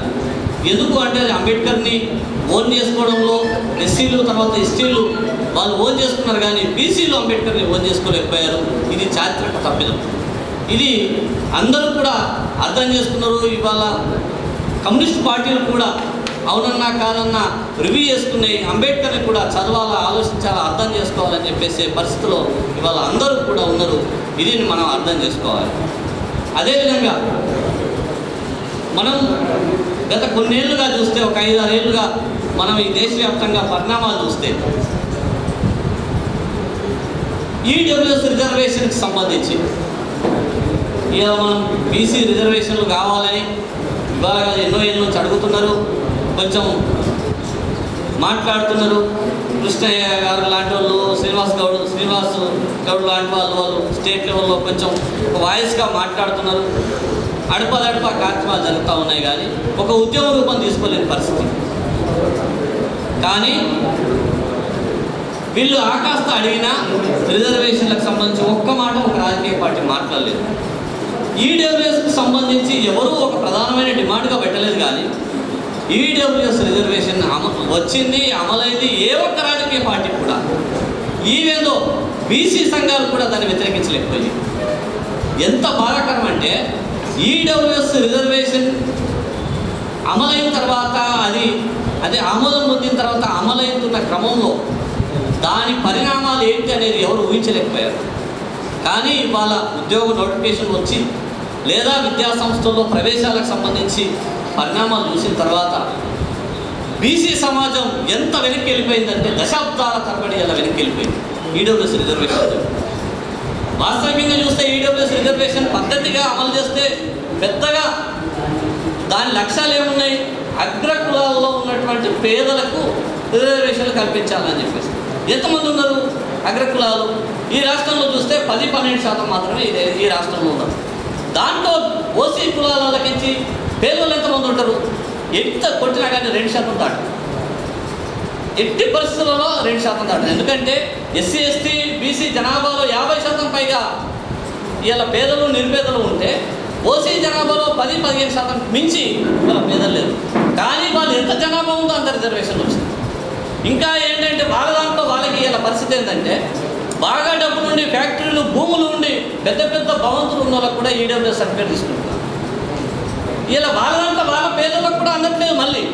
మళ్ళీ వీళ్ళే ఎవరైతే ఈ దేశంలో దేశ సంపదని శ్రామిక వర్గాల నుంచి శ్రమ దోపిడీని పాల్పడ్డ వాళ్ళు ఎవరైతే ఉన్నారో వాళ్ళే ఇవాళ ఉద్యోగాలు, రాజకీయాలు, పదవుల్ని అన్నింటినీ కూడా అనుభవిస్తారు. ఈడబ్ల్యూఎస్కి సంబంధించి సీరియస్గా చర్చ జరగాల్సిన అవసరం ఉన్నది. దీన్ని అమలు చేసే క్రమంలో ఒక యంత్రాంగం లేదు. ఎందుకంటే ఈడబ్ల్యూఎస్ సర్టిఫికేట్ అడిగేటోళ్ళు వాళ్ళే, ఇచ్చేటోళ్ళు వాళ్ళే, దాన్ని పర్యవేక్షించడం వాళ్ళే, మొత్తం వాళ్ళే. ఎందుకంటే తహసీల్దార్, ఆర్డీఓలు అంతా కూడా ఇలా ఓసీలే ఉన్నారు.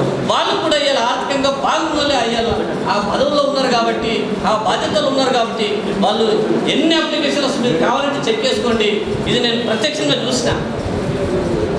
తహసీల్దార్ ఆఫీస్లో ఎన్ని ఓసీ ఈడబ్ల్యూ సర్టిఫికేట్ అప్లికేషన్లు ఉన్నాయో అన్ని ఆమోదం పొందిన రిజెక్ట్ కావట్లేదు. ఇలా డిఎస్సికి సంబంధించి మన 13,000 పోస్టులు పడితే 1,300 పోస్టులని అప్పనంగా అట్లా పక్క పెట్టేశారు. జీవో నెంబర్ 19 తీసుకొచ్చారు. జీవో నెంబర్ 19 తీసుకొచ్చి గ్రూప్ 1 ఉద్యోగాలు, ఇది ఎంత ఇవాళ వాళ్ళకందరికీ 30-35 ఏళ్ళ సర్వీస్ ఉంటుంది. ఇవాళ ఓసీలు ఇవాళ వాళ్ళందరూ బీసీల పోస్టులు, చాలా పోస్టులు ఇలా కొట్టేశారు. ఎస్సీ ఎస్టీ బీసీల పోస్టులు కొట్టేశారు. ఇలా వాళ్ళు ఎన్నేళ్ళు ఇలా బాధ్యతల్లో ఉంటారు. వాళ్ళు ఏ రకంగా మనకు న్యాయం చేస్తారని మనం ఊహించుకుంటే ఇప్పటికే మనం మాట్లాడుతున్నాం. నిజమది. ఇప్పుడు నరసింహన్ చెప్పినట్టు సుప్రీంకోర్టులో, హైకోర్టులో, యూనివర్సిటీల్లో, ఇలా అకాడమిక్స్లో కానీ ఎక్కడ కూడా మనం చూస్తే దురదృష్టం ఏంటంటే ఎస్సీ ఎస్టీల కంటే బీసీలు తక్కువ ఉన్నారు. నేను ఇలా పార్టీగానే మాట్లాడుతున్నాం. మేము కొందరు ఒకళ్ళు అందరూ మనం ఏ పార్టీ అయినా కానీ మనం బీసీలుగా ఉండాలి. మేమేమంటున్నామంటే పార్టీలు లేకుండా, రాజకీయ పార్టీలు లేకుండా ఏది కూడా డిసిషన్ రాదు.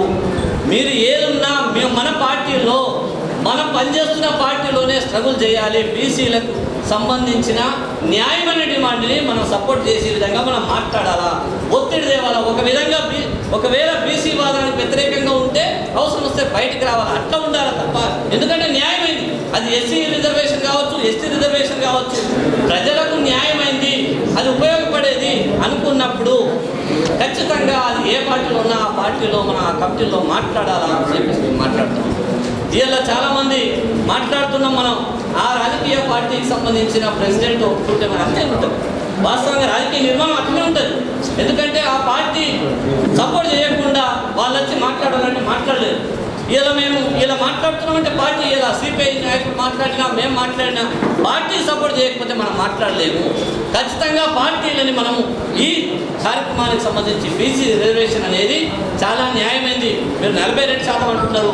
మా పార్టీ లైన్ ఏంటంటే దామాషా ప్రకారం ఏ జనాభా ఎంత ఉందో అంత రిజర్వేషన్, ఎవరి జనాభా ఎంత వాటా ఉందో అంత రిజర్వేషన్ ఉండాలనేది మా సిపిఎంఎల్ మాస్లైన్ ప్రజాపంత పార్టీ వాయిస్. కాబట్టి ఆ రోజుల్లోనే ఇవాళ 42% సంబంధించి ఉద్యమం జరుగుతుంది. కాబట్టి మా పార్టీ వ్యూ ఇంకా అంతకన్నా ఎక్కువ ఉంది. కానీ ఇప్పుడు ఈ బంధు పిలుపుంది కాబట్టి దీనికి సందర్భంగా మేము మాట్లాడుతున్నాం. అయితే మిత్రులారా, ఇవాళ చాలామంది ఇప్పుడు ఇంతకుముందు మనలో వచ్చి నరసింహలోనే ఎవరు అని అన్నారు. మనం వాళ్ళ ఇంటికి వెళ్తే మాట్లాడుతున్నారు. వాస్తవమే, పార్టీలు ఇవాళ తెలంగాణ ఎజెండా అయినప్పటికీ కూడా ఫస్ట్ మాట్లాడము, ఆ తర్వాత పోరాటంలోకి వచ్చింది. ఇలా తెలంగాణ బీసీ రిజర్వేషన్లకు సంబంధించి కూడా రాజకీయ పార్టీలు క్షేత్రస్థాయిలోకి రావాలి. రాకుండా ఇది ఏమవుతుందంటే ఖచ్చితంగా మళ్ళా ఇంతకుముందు మాట్లాడినట్టుగా కోర్టునో ఎలక్షన్ కమిషన్నో సాకు చూపెట్టి ఈ టాపిక్ని పక్కకు పెడతారు. అవునన్నా కాదన్నా ఈ నరంగా రెండో ముద్దాయిగా ఇవాళ కాంగ్రెస్, ఇవాళ బీఆర్ఎస్ పార్టీ తెలంగాణ రాష్ట్రం విషయానికి వస్తాయి. అయితే కాంగ్రెస్ పార్టీ వల్ల మేము పశ్చాత్తాపడుతున్నాం, మేము 42% తీసుకొచ్చాం, దానికోసం ప్రయత్నం చేస్తున్నాం అన్నారు. దీన్ని స్వాగతిస్తూనే క్షేత్రస్థాయిలో ఉద్యమాలు లేకుండా కోర్టు తీర్పులు లేవు. ఖచ్చితంగా మనం ఉద్యమాలని చేస్తే తప్ప ఇవాళ తెలంగాణ ఉద్యమం కావచ్చు, అది రాజకీయ పోరాటంగా, అదేవిధంగా జ్యుడిషియల్గా కూడా దీనికి వ్యతిరేకంగా మాట్లాడకుండా ఉండాలంటే ఉద్యమం లేకుండా, అంటే పోరాటం లేకుండా, మన ఫీల్డ్ లేకుండా నిర్ణయం జరగాలంటే అసాధ్యం. కాబట్టి ఈ చర్చని ఈ 18 నాడుకు సంబంధించిన ఈ చర్చ ఇది క్షేత్రస్థాయికి పోవాలా. రేపు కూడా ఏదో ఒక మంచి కార్యక్రమం తీసుకోవాలా. అదేవిధంగా ఎల్లుండి బంధు పిలుపులో అన్ని పార్టీలు ఈ బంధు పిలుపులో పాల్గొనాలి. ఎవరైతే ఈ బంధులో పాల్గొనలేరో వాళ్ళు బీసీ ద్రోహుల పార్టీగా దాన్ని ప్రకటించాలా. బీసీ చేసి అట్లాంటి నిర్ణయం చేస్తే తప్ప ఇవాళ ఏదైతే తెలంగాణ ఉద్యమంలో ఎవరు తెలంగాణ వ్యతిరేకంగా మాట్లాడితే వాళ్ళని తెలంగాణ ద్రోహులుగా ప్రకటించిందో ఆనాడు చేసి అట్లనే ఇలా బీసీ సమాజం ఇలా వాళ్ళ న్యాయమైన ప్రజాస్వామ్యతమైన డిమాండ్ కోసం ఆలోచిస్తుంది, ఆక్రోశిస్తుంది, పోరాడుతుందో దాన్ని నిలబెట్టాల్సిన బాధ్యత అన్ని రాజకీయ పార్టీలది. ఆ వెలుగులో అన్ని పార్టీలు ముందుండాలా. ఆ వెలుగులో ప్రతి పోరాటంలో మా పార్టీగా మేము ముందుంటామని, అదేవిధంగా మా ప్రజా సంఘాలు కూడా ఈ కార్యక్రమంలో పాల్పంచుకుంటామని తెలియజేస్తూ ఈ అవకాశం ఇచ్చిన మీ అందరూ కూడా. అలాగే రాగాల రేఖ నిజామాబాద్ నగర అధ్యక్షుడు, రజక మహిళా సంఘం అధ్యక్షురాలు మాట్లాడాల్సిందిగా తెలియజేస్తున్నాము. ఈ బంధుకు స్వచ్ఛందంగా మేము పాల్గొంటామని మనస్ఫూర్తిగా చెప్తున్నాం. మా మహిళలందరిలో అధిక సంఖ్యలో నేను ఈ బంధుకు అందరికీ సహకరించాలని నేను ఇంటింటికి పోయి మరి ఈ బంధుకు పిలుపునిస్తాను. Thank you.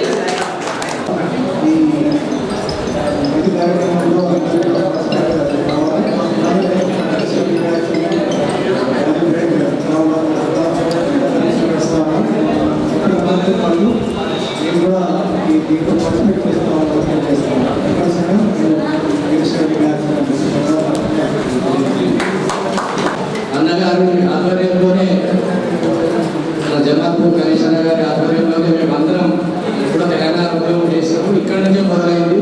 బీసీ ఉద్యమం కూడా ఇక్కడి నుంచే మొదలు పెడతామని అన్నగారి సారథ్యంలో, అలాగే గోపిల్లాసన్న గారి సారథ్యంలో కూడా మేము ఎన్ని మీటింగ్లు పెట్టినా మీ ద్వారానే ఇది స్థాయి దాకా తెలుస్తుంది. కాబట్టి మీరు ఏదైనా సలహాలు సూచనలు ఉంటే ముఖ్యమైన సలహాలు సూచనలు ఇవ్వాల్సింది కోరుతున్నాను. మిగతా ఫ్రెండ్స్ ఇప్పుడు చాలామంది మిత్రులు మాట్లాడిన తర్వాత 18వ తారీఖు బంద్ అనేది పెద్ద సమస్యనే కాదనేది చాలా స్పష్టంగా అర్థమవుతుంది. తర్వాత నిజామాబాద్ జిల్లా బీసీజేఏసీని నేను మనస్ఫూర్తిగా అభినందిస్తున్నా. తక్కువ టైంలో ఒక 3-4 డేస్ ఒక చిన్న వాట్సాప్ గ్రూప్ క్రియేట్ చేసి నిజామాబాద్లో కట్టిపెట్టారు. ఒక మెయిన్ స్ట్రీమ్ పొలిటికల్ పార్టీ బంధుకు ఏమైతే చేస్తుందో అంతకు 100 రెట్లు ఎక్కువ చేసింది. సంఘాలను కలవడం కానీ, వ్యాపార సంస్థలు కలవడం కానీ, ఇట్లాంటి మా ఎర్రజెండా మా అన్నలను కలవడం కానీ, తర్వాత ప్రజా సంఘాలను, కుల సంఘాలను కూడగట్టడం అనేది 4-5 రోజులలో సాధ్యమైన పని కాదు. ఇది దేన్ని గుర్తు చేస్తున్నదంటే మన తెలంగాణ ఉద్యమాన్ని గుర్తు చేస్తుంది. సింపుల్. తెలంగాణ ఉద్యమం ఎట్లయితే ఒకరికొకరు భుజం కలిపి మనం నడిచినామో, బీసీ ఉద్యమం కూడా ఒక్క రిజర్వేషన్ ఉద్యమంగా మనం దీన్ని గుర్తించొద్దనేది ఆ పొలిటికల్ విషయాలు మళ్ళీ మనం ఒకరోజు మాట్లాడుకున్నాం. కానీ 2-3 సూచనలు చెప్పి నేను ఎక్కువ టైం తీసుకోకుండా నేను చేస్తా ఉన్నాను. నిజామాబాద్ అర్బన్లో ఖచ్చితంగా 100% సక్సెస్ అయ్యేది మన జేఏసీ స్పష్టమైంది. దాన్ని రిఫ్లెక్ట్ చేస్తూ ఇక్కడ అన్ని సంఘాలు, సంస్థలు, పార్టీలకు సంబంధించిన నాయకులు అందరూ కూడా ఇక్కడ పార్టిసిపేట్ అయ్యారు. కాబట్టి నిజామాబాద్ బంద్ విషయంలో అరమరికలు లేవు, సశమిషాలు లేవు. 100% నిజామాబాద్ అర్బన్ సక్సెస్ అయినట్టే లెక్క. అయితే కొంత కమ్యూనికేషన్ గ్యాప్ కావచ్చు. తర్వాత వాట్సాప్ మాత్రమే నేను ఫాలో అవుతున్నా. నేను మా పాప పని మీద ఇక్కడ 3 రోజులు అందుబాటులో లేదు కాబట్టి మీరు చేసుకోవడం ప్రయత్నం లేదు నాకు తెలియదు. కానీ రూరల్ నిజామాబాద్లో సీరియస్గా కాన్సన్ట్రేషన్ పెట్టాలా. 2 రోజులు టైం ఉంది. ఇవాళ రేపు ఆర్మూర్ కానీ, పాల్కొండ కానీ, తర్వాత బీర్బెల్ కానీ, నిచ్పల్లి కానీ, వర్ణి కానీ, బోధన్ కానీ ప్రయత్నం చేస్తుండొచ్చు. కానీ నిజామాబాద్లో ఎంత ఇంపాక్ట్ ఉంటుందో బంధు మిగతా రూరల్ నిజామాబాద్లో కూడా, నిజామాబాద్ నగరంతో పాటు మిగతా మండల కేంద్రాలలో కూడా బంద్ సక్సెస్ అయ్యే విధంగా ఈ 2 రోజుల్లో అవసరమైన మిత్రులందరూ కూడా జిల్లా వ్యాప్తంగా మంచి సంబంధాలు ఉన్నాయి. ఉద్యమ కార్యాచరణలో అందరూ కూడా క్రియాశీల పాత్ర పోషించడం వెళ్దాం. 2 రోజుల్లో ఖచ్చితంగా అంటే సెమీ అర్బన్ కల్చర్ ఉన్న డిచ్పల్లి, భీమ్గల్, ఆర్మూర్ ఇట్లాంటి వాటిలో మనం సక్సెస్ చేయాల్సిన అవసరం ఉంది. ఎందుకు నేను చెప్తున్నట్టే నిజామాబాద్ చాలా చిన్న జిల్లా నైసర్గికంగా, భౌగోళికంగా చూస్తే మాత్రం చాలా చిన్న. కానీ అక్కి రాజేసుట్ల 10 ఉమ్మడి జిల్లాలలో కూడా నిజామాబాద్ జిల్లా ఆకర్షణ. మీకు వచ్చిన తర్వాత 2 మొక్కలను చూస్తే నాకు ధైర్యం వచ్చింది. ఆ 2 మొక్కలను చూసిన తర్వాత నాకు ధైర్యం వచ్చింది. సకల జన సమ్మె గంగారామన్న, కృష్ణాన్న కనబడ్డాడు. కానీ కనబడని సూర్యుడు నిజామాబాద్ సకల జన సమ్మె అది ఆర్టీసీ ఉద్యోగుల సమ్మె అనుకున్నాం. అందరం ఉద్యోగస్తులు మాత్రమే పనిచేస్తూ పెట్టుకున్నాం. ఉద్యోగస్తులు, ఉద్యోగులను అట్లాగే మిగతా ప్రజారాష్ట్రంలో మమేకం చేస్తారు, అప్రోచ్ అయ్యారు. కానీ ఈ సమ్మెను, సకల జన సమ్మెను మొత్తం తెలంగాణలో, భారతదేశంలో ఒక మక్తంలో నిలబెట్టింది ఇక్కడ ఉన్న 2 తలకాయలు. ఒకటి తమ్ముడు ప్రదీప్, అట్లాగే శ్రీనివాస్ గౌడ్. ఎప్పటికీ ఇక్కడ గాంధీ చౌక్లో మేము ఒక ప్రోగ్రామ్ ఉన్నాం. ఇక్కడ బస్ కాలిపోయింది. ఏంది అసలు? అంతకుముందు ఎప్పుడో చూసినాం. అంతకుముందు 15 ఏళ్ళ కింద చూసినాం. బస్సులను మీద పెట్టుడు, బస్సుల మీద దాడులు చేసుకుని ఎవరు పెట్టుంటారు. ఎవరికి కావట్లేదు. సెంట్రల్ అండ్ సెంట్రల్ ఇంకొక విచిత్రమైన విషయం చెప్పాలా?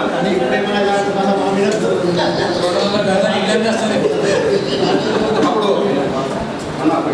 నేను కావాలనే చెప్తున్నాను. నిజామాబాద్ సంగతి ఏంటనేది అట్లాగే మనం ఎందుకు ముందు పోతామని చెప్పాలని చెప్తున్నాను. అప్పుడు స్టేట్ ఇంటెలిజెన్స్ చీఫ్ అరవింద్ రావు, ఇండియాలో టాప్ మోస్ట్, దేశంలో ఎక్కడ అప్పుడు తెలంగాణ, ఆంధ్ర కాదు, ఎక్కడ ఇట్లా చిన్న చెట్టు మన గుర్తుపట్టేటోడు. ఆయన కూడా కబర్లేదు.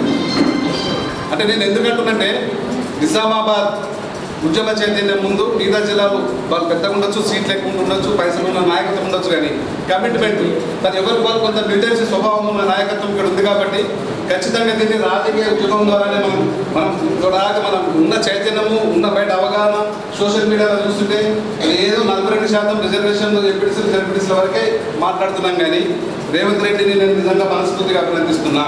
పండుకున్న లేకుండా ఆయన నిజంగా నేను కూడా మంచిగా అయింది. 42% ఎందుకోసం పెట్టినా కానీ మా కోసమైంది. అయితే నిన్న మన ఇంకో కొత్త చర్చ కూడా స్టార్ట్ అయింది. దాన్ని మనం ఇప్పుడు ఇక్కడ ఏం కదన్నా, మనం ఎమ్మెల్యేలు కావాల్సిన వాళ్ళం కాదు, వ్యక్తులమైన వాళ్ళం కాదు. నువ్వు ఏం చేసినా టికెట్లు అక్కడ మన ప్రయత్నం చూస్తారు, అంటే కాబట్టి మనం ఎట్లయితే తెలంగాణ ఉద్యమంలో మనం గట్టిగా పనిచేసాం, దేనికోసం రాష్ట్రం తెలంగాణ రావాలని పనిచేసాం. ఇది కూడా అంతే. బీసీలకు రాజకీయ అధికారం ఈ 42% రిజర్వేషన్లకి ఆగొద్దు. నిన్న హైదరాబాద్ ఒక మిత్రుడు కలిసి చాలా గమ్మత్ చర్చ పెట్టిండు. అవును పోయి నాకు అర్థం కాదు, దండాలు బంధువులు వస్తారు కరెక్ట్ కదా పోయి ఇస్తారు అన్నవాడు రెసిస్తారు. బీజేపీ కూడా మేము వ్యతిరేకం కాదు కదా అని అంటున్నారు కదా, వాళ్ళు కూడా ఇస్తామంటున్నారు కదా, మేము మద్దతు అనుకుంటున్నాం కదా. రాహుల్ గాంధీ అక్కడ మన ఏది అమిత్ షానో లేకపోతే ఆయన టైం లేకపోతే ఇంకోనన్నా మామూలు వాళ్ళ పార్టీ జాతీయ అధ్యక్షుడు కూర్చోబెట్టి ఒక ఛాయ్ తాగినంత సేపులో 9th షెడ్యూల్లో చేర్చి వచ్చింది. ఇంత మన శ్రీనివాస్ గౌడ్ మన పాక నర్సులు చెప్పినట్టుగా 50% అనేది క్యాప్ లేదు. రాజకీయంగా కాంగ్రెస్ కానీ బీజేపీ కానీ ఒక చిత్తశుద్ధి ఉండి మనం పిచ్చోళ్ళని చేయకుండా మనం అవలేకలను చేయకుండా మన తెలంగాణలో ఎట్లయితే చచ్చిన మన పోరగాలు తీసుకోవడం సాగుకుండా ఉండాలనుకుంటే వాళ్ళకి నిజాయితీ ఉంటే కనుక రెండు ప్రధాన పార్టీలకు అది ఇద్దరు కూర్చుంటే అసలు లెక్కలు కాదు కదా. పార్లమెంట్లో చట్టం అవుతుంది, పార్లమెంట్లో చట్టం అయితే సింపుల్ రాజు కోర్టుల మీద పాటు ఏడవడం వేస్ట్ దండగా. ఇది రాజకీయ నిర్ణయం అనేది జరగాల్సిన ప్రాసెస్. డెఫినెట్గా కోర్టులు ఎట్లయితే రేవంత్ రెడ్డి మనకు కొంత చైతన్యం పెంచడం మనం ఒకటి కావడానికి, కోర్టులు కూడా ఇప్పుడు అన్న జడ్జిమెంట్ లెక్క ప్రకారం మనం కొంత యూనిట్ కావడానికి ఒక అవగాహన పెరగడానికి మనం మసిగా పెరగడానికి మాత్రమే ఉపయోగపడుతుంది. కానీ అల్టిమేట్గా మన తెలంగాణలో ఉన్న కాంగ్రెస్ అట్లాగే బీజేపీ అట్లాగే టీఆర్ఎస్ వాళ్ళని కూడా అది ఇక్కడ ఎపిసోడ్ ఒకటి పోసుకొని రాజ్యసభలో 4 సీట్లు ఉన్నాయి. ఇప్పుడు రేపు బంద్ తర్వాత భవిష్యత్తులో ఖచ్చితంగా నిజామాబాద్ ఖచ్చితంగా ఆదర్శంగా నిలుస్తుందని కాబట్టి నేను చెప్తా ఉన్నా, దీన్ని రాజకీయ డిమాండ్గా మనం పెట్టాల్సిన అవసరం ఉంది. జేఏసీ అయినా ఇంకెవరైనా చీఫ్ ఎన్ని స్రవంతులుగా ఉద్యమం సాగినా కానీ ఒక రాజకీయ డిమాండ్ పెట్టాలా. టీఆర్ఎస్ను ఎటువైపు, బీజేపీను ఎటువైపు, కాంగ్రెస్ను ఎటువైపు, మీరిద్దరు కనుక మా వైపు ఉంటే కనుక నడవండి ఢిల్లీకి పోదాం, అక్కడ మీ పార్టీ అధినేతతో కూర్చుందాం, 9th షెడ్యూల్లో పెట్టేటట్టుగా పార్లమెంట్లో బిల్లు కావాలా. ఎందుకంటే మన తెలంగాణ ఉద్యమం కేసీఆర్ నిజంగా కూడా ఒక రాజకీయ పొలిటికల్ ప్రాసెస్ ద్వారా ఓట్ల ద్వారా పార్లమెంట్ ద్వారా చట్టం తీసుకొచ్చి 9th షెడ్యూల్ ద్వారా తెలంగాణ సాధించారు.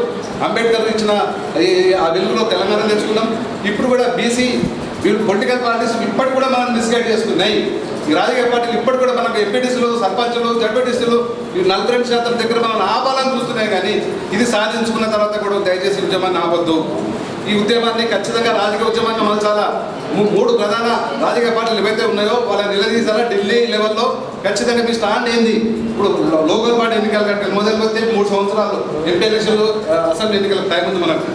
ఈ డిమాండ్ మీద నిజామాబాద్లో గట్టిగా కొట్లాడదాం. ఖచ్చితంగా ఈ 3 రాజకీయ పార్టీల మీద వాళ్ళకు నూకలు చెల్లయ్యనే లెక్కన గట్టిగా భావవ్యాప్తి తీసుకొచ్చి చేయడం మీద కష్టమేం కాదు కాబట్టి ఇది పొలిటికల్ ఏజెండా లెక్క చూద్దాం. అట్లాగే అంటే మళ్ళీ నెక్స్ట్ నా ఇంకొక ప్రపోజల్, జిల్లా బంద్ తర్వాత జేఏసీ నాయకత్వం అంటే నా ఆలోచన ఏంటంటే ఓరియంటేషన్ క్లాస్ ఒకటి పెట్టుకున్నాం. మంచి ఒక 1000-1500 మంది పిల్లల్ని మొత్తం జిల్లా వ్యాప్తంగా మండలాలు, గ్రామాల వారీగా కొంత బీసీ వాదం మీద కొంత పనిచేస్తున్న పిల్లలు ఉన్నారు, వాళ్ళని గుర్తిద్దాం. కనీసం ఒక 1000 మందినైనా ఒక మంచి ఫంక్షన్ హాల్ పెట్టుకుని హైదరాబాద్ నుంచి విఘ్నులైన వాళ్ళను అట్లాగే మన నిజామాబాద్ జిల్లా మన సీనియర్ అట్లాంటి వాళ్ళని కూడా ఇందులో ఇన్వాల్వ్ చేసుకొని ఓరియంటేషన్ క్లాస్ కూడా ఒక 1000 మంది కార్యకర్తల నిజామాబాద్లో మనం తయారు చేస్తున్నాం. అంటే మన బంధు తర్వాత నెక్స్ట్ దానిలో కాన్సన్ట్రేషన్ పెడదాం. అందరూ మాట్లాడతాం. మన నిజామాబాద్ ఇంత నర్సులు చెప్పి కరెక్టే కదా. అంతకుముందు 4 ఎమ్మెల్యే టికెట్ ఉండే ఇక్కడ బీసీలకి ఉన్నసారి ఒక్కరు కూడా లేదు. ఏం కాంగ్రెస్ విషయానికి వస్తే నిజంగా 15 సంవత్సరాల నుంచి నిజామాబాద్లో కొండలే ఎమ్మెల్యే. విచిత్రమైన పరిస్థితులు. ఈ రాజకీయ చైతన్యం రాజకీయంగా మనం ఎక్కడ మనం ఆలోచించకుండా దూరంగా ఉంటున్నామో అవకాశాలు మన నుంచి దూరంగా పోతున్నాయి, అగ్రవర్ణాల చేతిలో పోతున్నాయి. కాబట్టి ఓరియంటేషన్ క్లాసుల ద్వారా మనకు చాలా బలం ఉంటుంది. ఇక్కడ లక్షణాలను అన్న తర్వాత మనం బజార్గా కూర్చున్నా కానీ మండలాల గ్రామాల ఉద్యమం ముందుకు పోయేటట్టుగా ఉంటుంది. కాబట్టి ఒక 1000 మంది కార్యకర్తలుగా మనం తయారు చేసుకోవచ్చు. వాళ్ళకు ఒక ఐడియాలజీని ఇచ్చి అసలు ఏంది రిజర్వేషన్ ఏంది, రాజకీయ అధికారం ఏంది, మన సీట్లు ఏం కావాలా, మనకు మన ఊళ్ళో మనం ఎట్లా వేసుకోవాలనేది ఇమ్మీడియట్గా బంధుగంగా కూర్చుంటే ఒక 1000 మందితో మనం ఓరియంటేషన్ క్లాస్ పెట్టుకున్నామనేది నా ఆలోచన. వీలైతే దీన్ని ఇంప్లిమెంట్ చేద్దామని చెప్పేసి ఈ అవకాశం ఇచ్చిన మిత్రులందరూ కూడా పేరు నా ధన్యవాదాలు.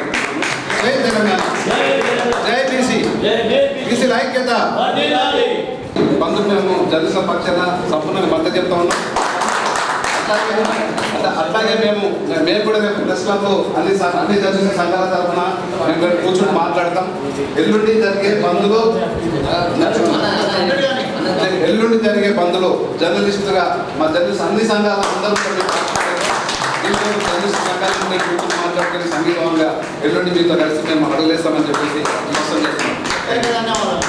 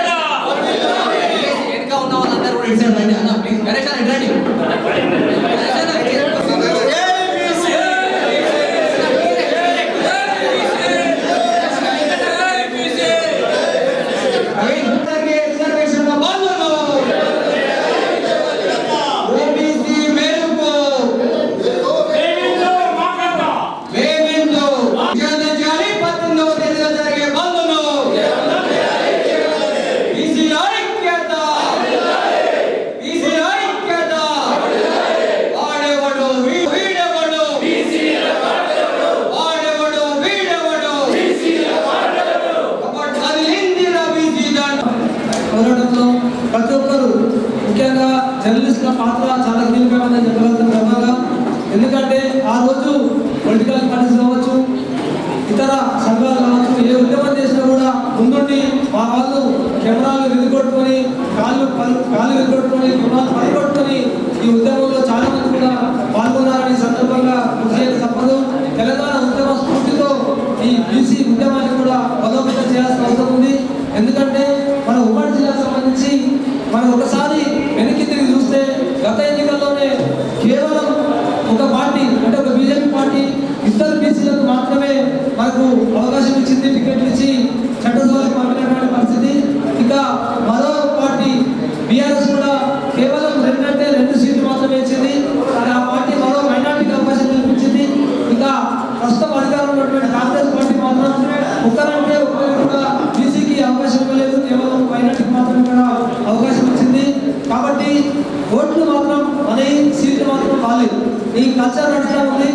ఇప్పటికైనా ఏదైతే మన ఊళ్ళో గణేష్ అని కానీ పాకాలక్ష్మి కావచ్చు, శ్రీనివాస్ గౌడ్ కావచ్చు, చాలా మంచి విషయాలు చెప్పారు.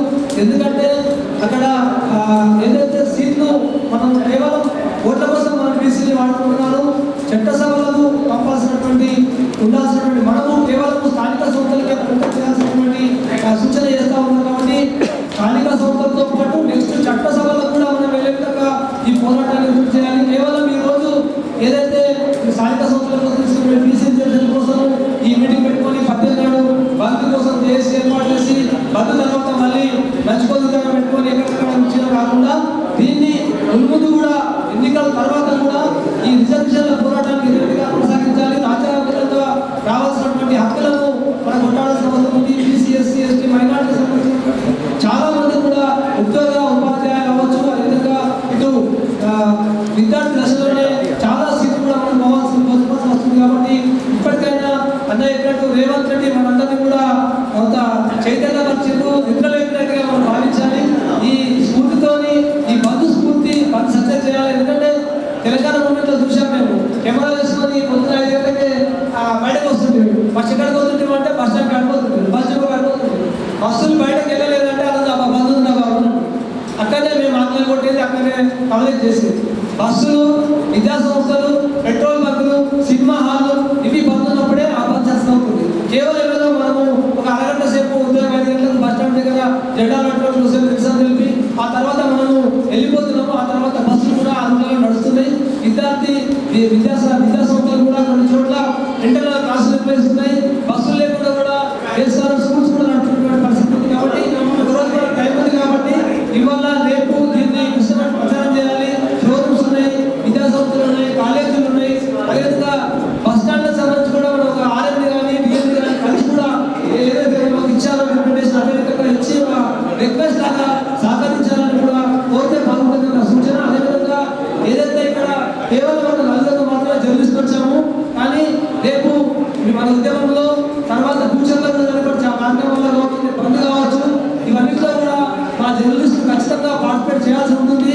ఈ మీరు మనం చేస్తున్నటువంటి బీసీ ఉద్యమం కావచ్చు, ఎస్సీ ఎస్టీ ఉద్యమం కావచ్చు, ఏదైనా ఉద్యమము దాన్ని కవరేజ్ చేసి పత్రికలకు, టీవీ ఛానల్స్ పంపాల్సి ఉంటుంది. కాబట్టి నా రిక్వెస్ట్ ఏంటంటే రేపు ఇంకా మన సమయం ఉంది కాబట్టి ఒకసారి బీసీ జేఏసీ ప్రతినిధులు మా ప్రెస్ కాన్ఫరెన్స్ వస్తే మేము ఆ ప్రెస్ కాన్ఫరెన్స్ గ్రూప్లో మేము మెసేజ్ పెట్టుకొని మా కమిటీకి ఈసీ కూడా చెప్పాల్సి ఉంటుంది. కేవలం మీకు వ్యక్తిగతంగా అక్కడ ఒక సంఘీభావం తెలిపడానికి మా జర్నలిస్టులు వస్తే బాగుంటుందని సూచన చేయడంతో నేను రావడం జరిగింది. కాబట్టి రేపు మీరు అక్కడికి వస్తే ఒక 5 నిమిషాలు మాకు టైం ఇచ్చి మేము కూడా అక్కడ ఉంటాం. కాబట్టి మాకు మా మిత్రులందరూ కూడా మిగతా కొన్ని అయితే జర్నలిస్ట్ సంఘాలు ఉన్నాయి, ఆ సంఘాల ప్రతినిధులు కూడా కనీసం చెప్పినట్టు వాళ్ళు కూడా సమాచారం ఇస్తాం. ఇక భద్రత అయితే మాకు కూడా కాబట్టి ఖచ్చితంగా ఆ జర్నలిస్టులందరూ కూడా సమాచారం చెప్తారు. కాబట్టి అక్కడికి వస్తే ఒక సాంప్రదాయమైన విన్నపము ఖచ్చితంగా మీరు రావాలన్నా ఖచ్చితంగా రేపటి బంధు కావచ్చు, భవిష్యత్తులో చేపట్టే ఏ ఉద్యమైనా కూడా బీసీలకు మా జర్నలిస్టుల మద్దతు సంఘీభావం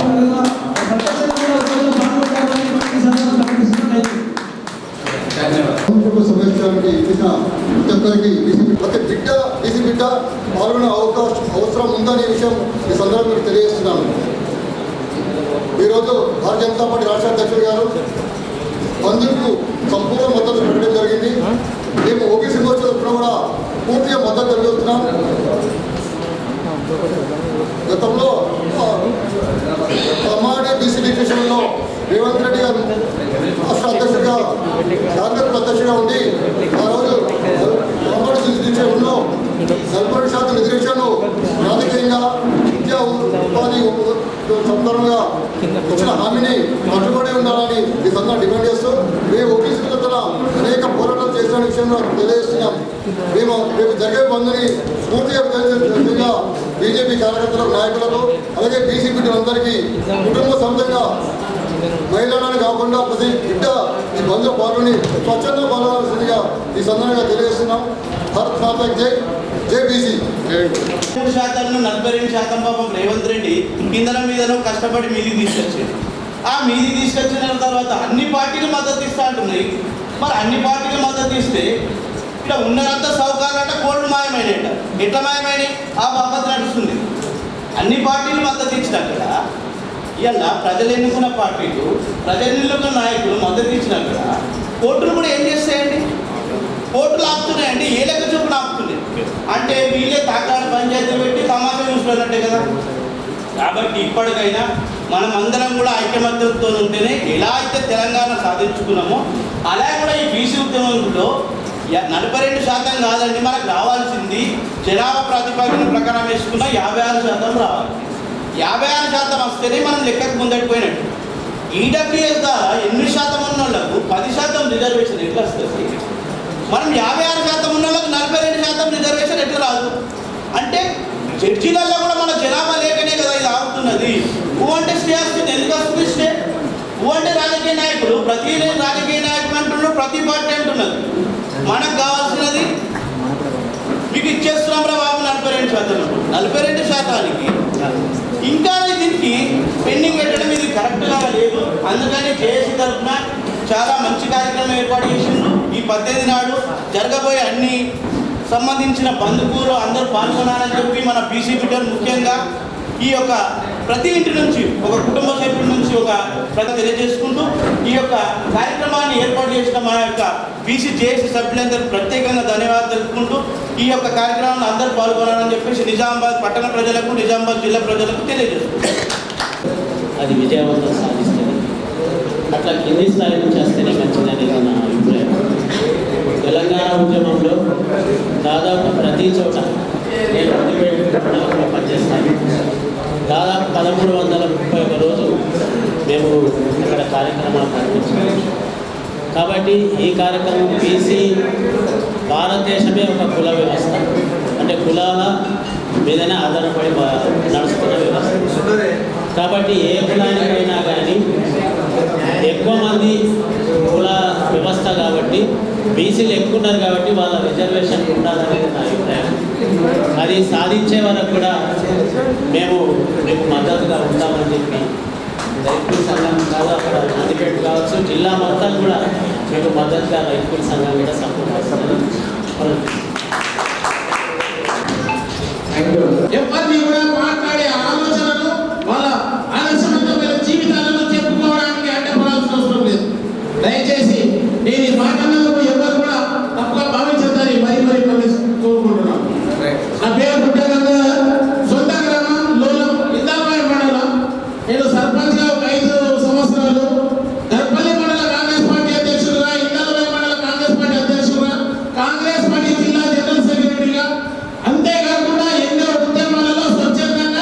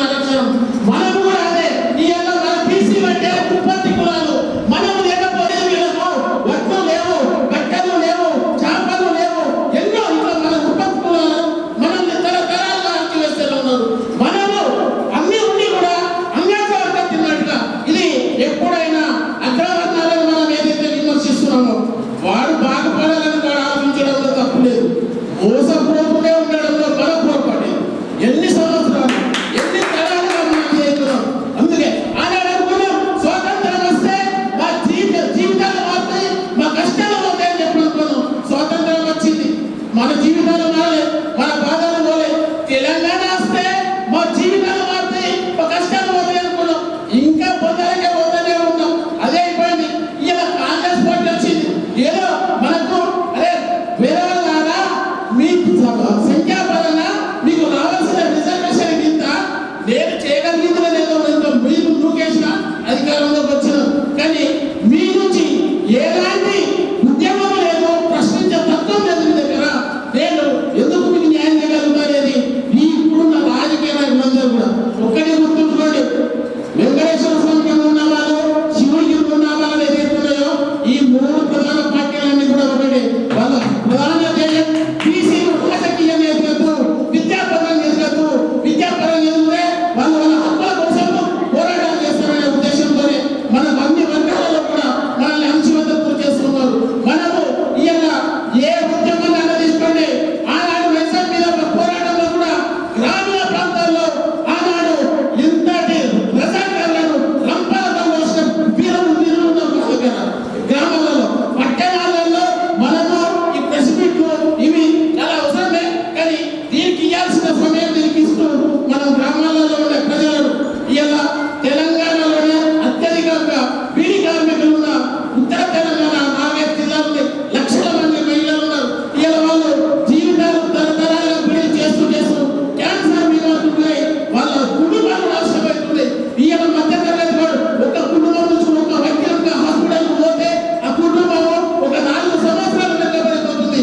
అంటే ఎక్కడికి పోయినా దోపిడికి గురవుతున్నది మన బీసీలే. కష్టము శ్రమను దోపిడికి గురవుతుంది కూడా మన బీసీలే. అందుకే మనం ఇంకో విషయం దయచేసి చెప్తారు. ఇవాళ ఆర్ కృష్ణయ్య గారు కావచ్చు, నరేందర్ గౌడ్ గారు కావచ్చు, శ్రీనివాస్ గౌడ్ గారు కావచ్చు, తీర్మాన్ మల్లన్న గారు కావచ్చు, ఇంకెవరైనా కానీ తెలంగాణలో ఉన్న బీసీ అభివృద్ధి కోసం వాళ్ళు కొంత ప్రయత్నం చేస్తున్న నాయకులు ఎవరైనా కావచ్చు. వాళ్ళు ఏదైనా బీసీల హక్కుల కోసం మాట్లాడుతూ ఉంటే మన బీసీలలోనే కొందరు విధాలు ఉన్నారు. వాళ్ళకు తాగిపించి తినిపించి డబ్బులు ఇచ్చి మన వాళ్ళకి మనందరితోనే అంటే కౌంటర్లు ఇప్పిస్తూ ఉంటాం. ఇలాంటి ఒకవేళ నేను ఇప్పుడు చెప్పినా చూడండి, ఇదే కాదు బీసీల కోసం పోరాడే ఏ నాయకుడి పైన కానీ ఏ కార్యకర్త పైన కానీ ఎవరైనా బీసీ బిడ్డ ఉండి విమర్శిస్తే బిడ్డ ఆధారం లేకపోతే నీ డిఎన్ఏ టెస్ట్ చేస్తాము, రెడ్డికి ఉంటావా బీసీకి ఉంటామని చెప్తున్నాను. ఎందుకనంటే నువ్వు వాళ్ళని సమర్థిస్తున్నావు అంటే నువ్వు మా రక్తం కాదని మా దృష్టిలో పెట్టుకుంటున్నావు. దయచేసి ఇప్పుడు ఇందాక జమాల్పూర్ గణేష్ ఒక మాట చెప్పాడు, ఈ ఉద్యమాన్ని మండలాలలో తీసుకెళ్ళాలి, గ్రామాలలో తీసుకోవడం. ఈ బీసీ చేసి ఇప్పుడు ఏదైతే ఈ చర్చ వెలువట్టిందో ఇదే వేదిక నుంచి గ్రామాలలో ఉండే విద్యార్థులు కేజీలు పీజీ వరకు చదువుకుంటున్న నిరుద్యోగుల ఈనాటి విద్యార్థులు రేపు నిరుద్యోగులు మీ జీవితాలు నాశనం కావాలనే ఉద్దేశంతో మేము ఇప్పుడు ఈ యొక్క ఉద్యమాన్ని కోరుకుంటున్నాం.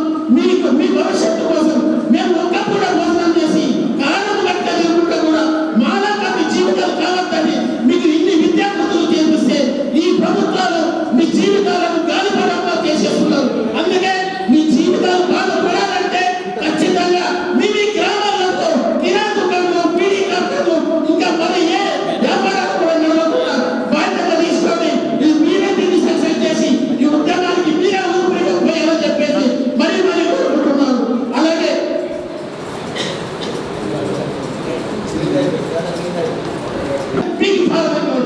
అట్లనే మనము తోపుచున్నట్టు ఆడితే ఇది ఉద్యమం కాదు, ఇది మనం ముందుకు తీసుకెళ్ళలేదు.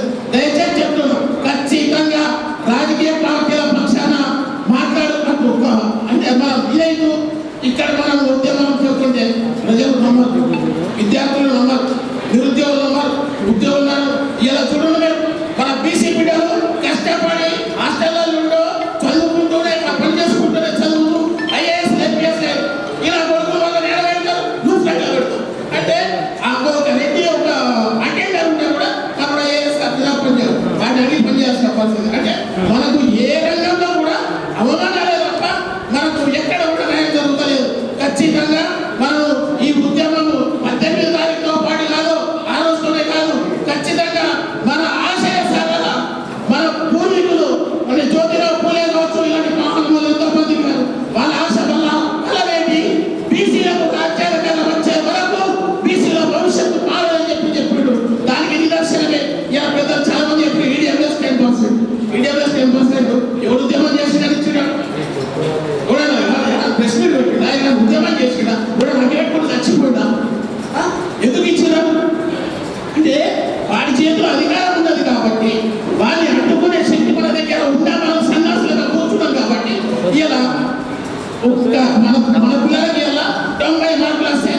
35 ఉద్యోగం వస్తుంది అంటే దాని అర్థమైంది.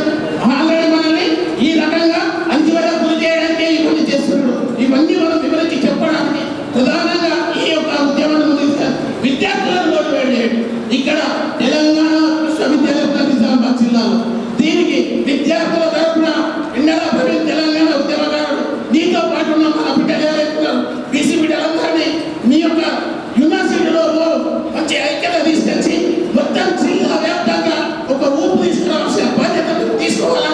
ఖచ్చితంగా భవిష్యత్ తరాలలో బీసీ ఆశీర్వాదం ఉండాలని చెప్పి తెలియజేస్తూ వేదికను ఏర్పాటు చేయడం అనేటటువంటిది అంత సులభతరమైనటువంటి విషయం కాదు. కాబట్టి అందరినీ ఏకకాటి మీదకి తీసుకువచ్చి విజయవంతం బీసీ ఉద్యమం భవిష్యత్తులో జరగబోయేటటువంటి బీసీ ఉద్యమానికి నిజామాబాద్లో ఒక పునాది వేస్తున్నటువంటి వారి అందరూ కూడా ప్రత్యేకంగా ధన్యవాదాలు తెలియజేస్తూ భవిష్యత్తులో జరగబోయేటటువంటి ఉద్యమాలకి ఏదైతే 42% రిజర్వేషన్ ఏదైతే ఉందో దానికి సంపూర్ణ మద్దతుగా మా తరఫున ఉంటుందని చెప్పేసి తెలియజేస్తూ ఉన్నాము. మనం అందరం కూడా ఒకటే గుర్తుపెట్టుకోవాలా, ఇది ఒక పోరాటం. మనం ఏ చరిత్ర చూసినా అని కూడా పోరాటాలకి పునాదులు అనేటటువంటి గట్టిగా వేయడం జరుగుతుంది. ఆ పునాదులు అనేటటువంటి నిజామాబాద్ జిల్లాలో ఒక గట్టి పునాదులు మనం వేయాలని చెప్పేసి కోరుతూ, నువ్వు నేను కలిస్తే మనం కలిస్తే జనం కలిస్తే ప్రభంజనం, ఓ ప్రభంజనం సృష్టించే విధంగా ఈ పోరాటం ఉండాలని చెప్పేసి కోరుతూ దానికి భవిష్యత్తులో జరగబోయే ధర్నాలకు కావచ్చు, మన ఇప్పటి జరగబోయేటటువంటి బంధు కావచ్చు సంపూర్ణ మద్దతు ఉంటుందని చెప్పేసి సందర్భంగా తెలియజేస్తున్నాం. సంతోషం. పూర్తి మద్దతు ప్రకటించిన టీఆర్ఎస్ పార్టీ గౌరవనీయులు యాదవ్ డాక్టర్ గారు మాజీ జడ్ చైర్మన్ గారిని మాట్లాడవలసింది. 42% బీసీ రిజర్వేషన్ సాధించడానికి జేఏసీగా ఏర్పడిన జిల్లా జేఏసీ అధ్యక్షులు మా మిత్రులు లక్ష్మణ గారికి, వైస్ చైర్మన్ మిత్రులు భద్రేంద్ర గారికి, వేదిక మీద చాలా మంది పెద్దలు, ఉల్లాసం గారు, వివిధ రాజకీయ పార్టీలు, ప్రెస్ అండ్ మీడియా సోదరులు ఒకరికి సందర్భంగా శుభాభినందనాలు, శుభాకాంక్షలు తెలియజేస్తున్నాను. ఎందుకు శుభాకాంక్షలు అంటున్నట్టే, ఏదైనా తెలంగాణ ఉద్యమమైనా జమాపూర్ కరేసి అన్న చెప్పినట్టు నిజామాబాద్ నుంచే స్టార్ట్ అయింది. అట్లాగే బీసీ ఉద్యమం కూడా నిజామాబాద్ సాధై మనం ఖచ్చితంగా 42% సాధించుకుంటామనే నమ్మకము నాకు ఉంది. కాబట్టి చాలామంది అంటారు బీసీలో ఒక ఓసీగా ఒక్కడే వెళ్తారు. నేను ఓసీగా పుట్టినా నా లక్షణాలన్నీ బీసీ లక్షణాలు. ఎందుకంటే ఇక్కడ చూస్తూ ఉన్నాం ఈ మొక్కలన్నీ మన తెలంగాణ ఉద్యమంలో 2001లో ఇప్పుడు ఏకంగా చెప్పినట్టు 1300 నిరాదీక్ష ఇస్తే ప్రతిదీ అటెండ్ చేసి ప్రతి దాంట్లో పాల్గొన్న వ్యక్తులు మనం అన్ని మొక్కలు తెలంగాణ ఉద్యమంలో ఇంక్లూడింగ్ మా సోదరులు ఉద్యమంలో పాల్గొన్న వాళ్ళే ఉన్నారు. ఓన్లీ ఇల్లే కాదు, ప్రెస్ మీడియా కూడా పాల్గొన్నారు. మనం 10% చేస్తే 90% ఫుల్ఫిల్ చేసింది ప్రెస్ మీడియా. కాబట్టి రేపు మీరే కీ రోల్ తీసుకోవాలి. బీసీ ఉద్యమం 42%లో కూడా మీరు రావాలంటే కీ రోల్ ప్రెస్ మీడియా తీసుకోవాలని సందర్భంగా మీకు కూడా పేరు పేరుగా తెలియజేస్తూ, మరి 42 ఇయర్స్ అనుభవం ఉంది, రాజకీయంగా 42 సంవత్సరాల అనుభవం ఉంది. గతంలో వరప్రసాద్ అనే కలెక్టర్ ఉంది.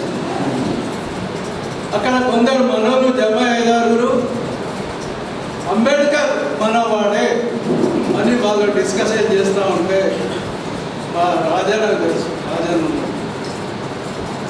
అంబేద్కర్ మీవాడు కాదండి, అంబేద్కర్ అందరి వాడు అన్న ఆయనని చిన్న పుచ్చుతారు. ఎందుకు? అంబేద్కర్ ఒక దేశానికి ఫండమెంటల్ రైట్స్ రాసిన అంబేద్కర్ అందరి వాడని నేను అలా ఒక ముందు చెప్పడం జరిగింది.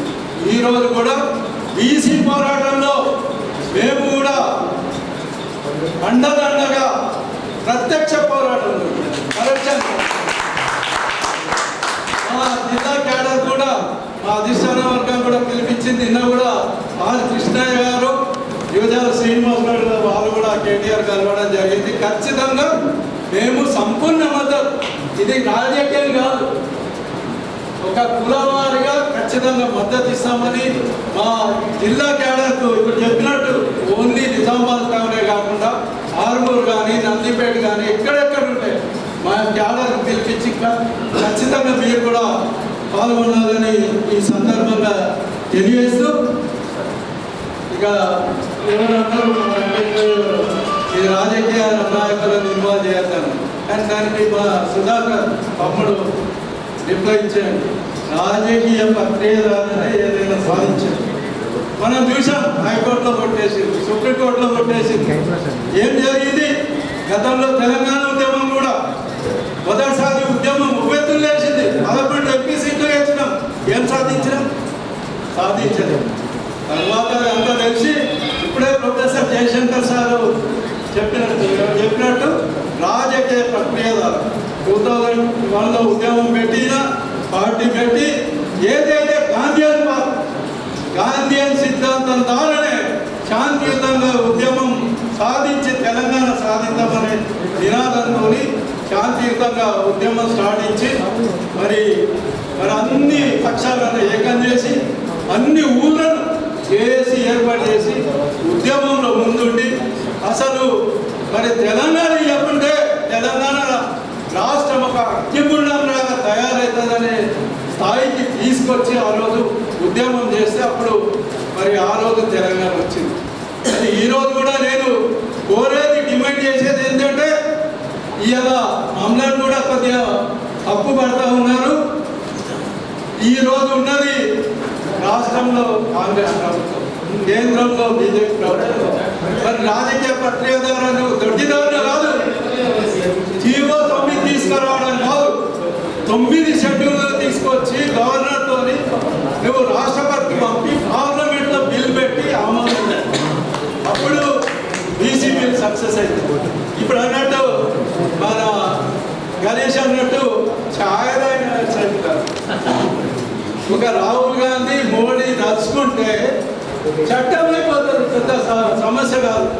కాబట్టి మనం చట్ట ప్రకారమే మనం అందరం ఖచ్చితంగా ప్రతి జిల్లా అందరూ ఇట్లా ఉద్యమించి వాళ్ళు ఎస్సీలు వీళ్ళు ఎస్సీలు వీళ్ళు ఓసీలు అనకుండా బీసీలు ఒక్కరే కాదు అందరినీ మనం కలుపుకొని ఉద్యమించి ఖచ్చితంగా ఈ బీసీ బిల్లు సాధించాలని చెప్తూ నిన్న కూడా నేను చెప్పిన ఇప్పుడు ఇవన్నీ కోరికలు కాదు, ముఖ్యం మా కోరిక ఒకటే 42% రిజర్వేషన్స్ అయినాకనే ఎన్నికలకు పోండి.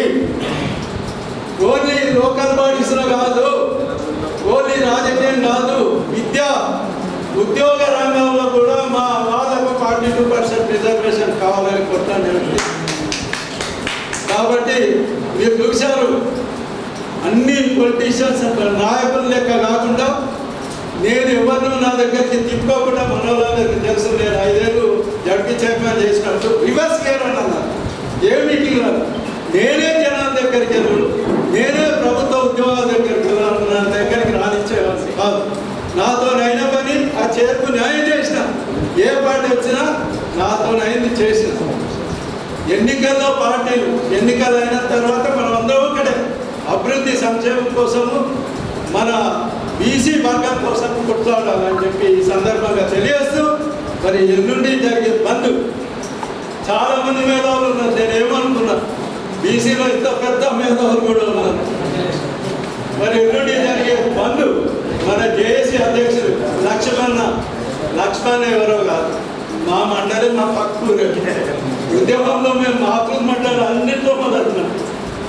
కాబట్టి అటు బచ్చన్న కానీ లక్ష్మణ్ అన్న కానీ అందరము అటు గణేష్ అన్న కానీ ప్రతి ఒక్కరు ఇటు భూషణ్ శంకర్ గారు ప్రతి ఒక్కరు ఉద్యమంలో ముందున్నాం. కాబట్టి ఎల్లుండి జరిగే బంద్ కార్యక్రమంలో మీరు జేఏసీ చైర్మన్ వైస్ చైర్మన్ ఏది ఆర్డర్ ఇస్తే అది మేము ఒక సైనికులుగా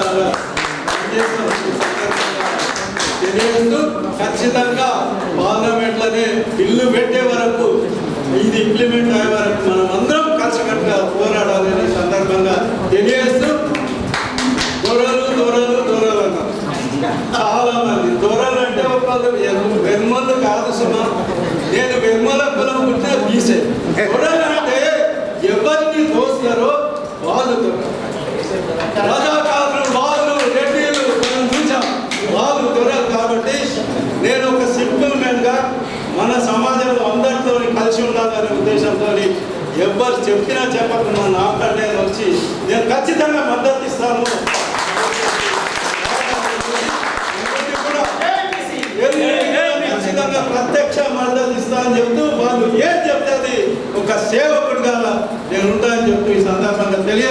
మీ అందరికీ పేరు పేరున కృతజ్ఞతలు తెలియజేస్తూ ముగిస్తున్నాను. జై తెలంగాణ. రండి రండి.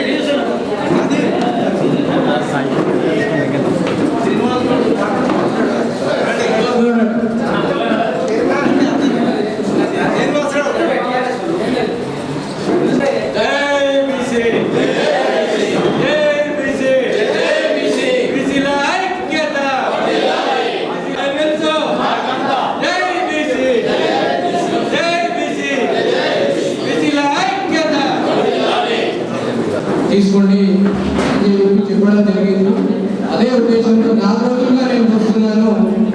అందరూ కూడా అలాగే మా జిల్లా అధ్యక్షుడు నాగరాజన్న గారు కూడా చాలా కష్టపడి 4 డేస్లోనే ఇంత పెద్ద ఎత్తున గ్యాదర్ చేసి ఈరోజు ఈ రౌండ్ టేబుల్ సమావేశాన్ని దాదాపు 100 మందితో నేను ఏమనుకున్నా అంటే 30 to 40 మెంబర్స్ వస్తారనుకున్నా. రిజిస్టర్ దాదాపు 100 మంది దాటిపోయారు. నిజంగా అందరికీ అన్ని కులసంఘాలకు జర్నలిస్ట్ యూనియన్లు అందరికీ కూడా పేరు పేరున ధన్యవాదాలు తెలియజేస్తున్నాను. అలాగే వైస్ చైర్మన్ గా ఎన్నుకోబడిన మా కొత్త పేరుగా పిలుచుకోబడి మధ్యాహ్న గారు మాట్లాడాల్సిందిగా కోరుతున్నాను.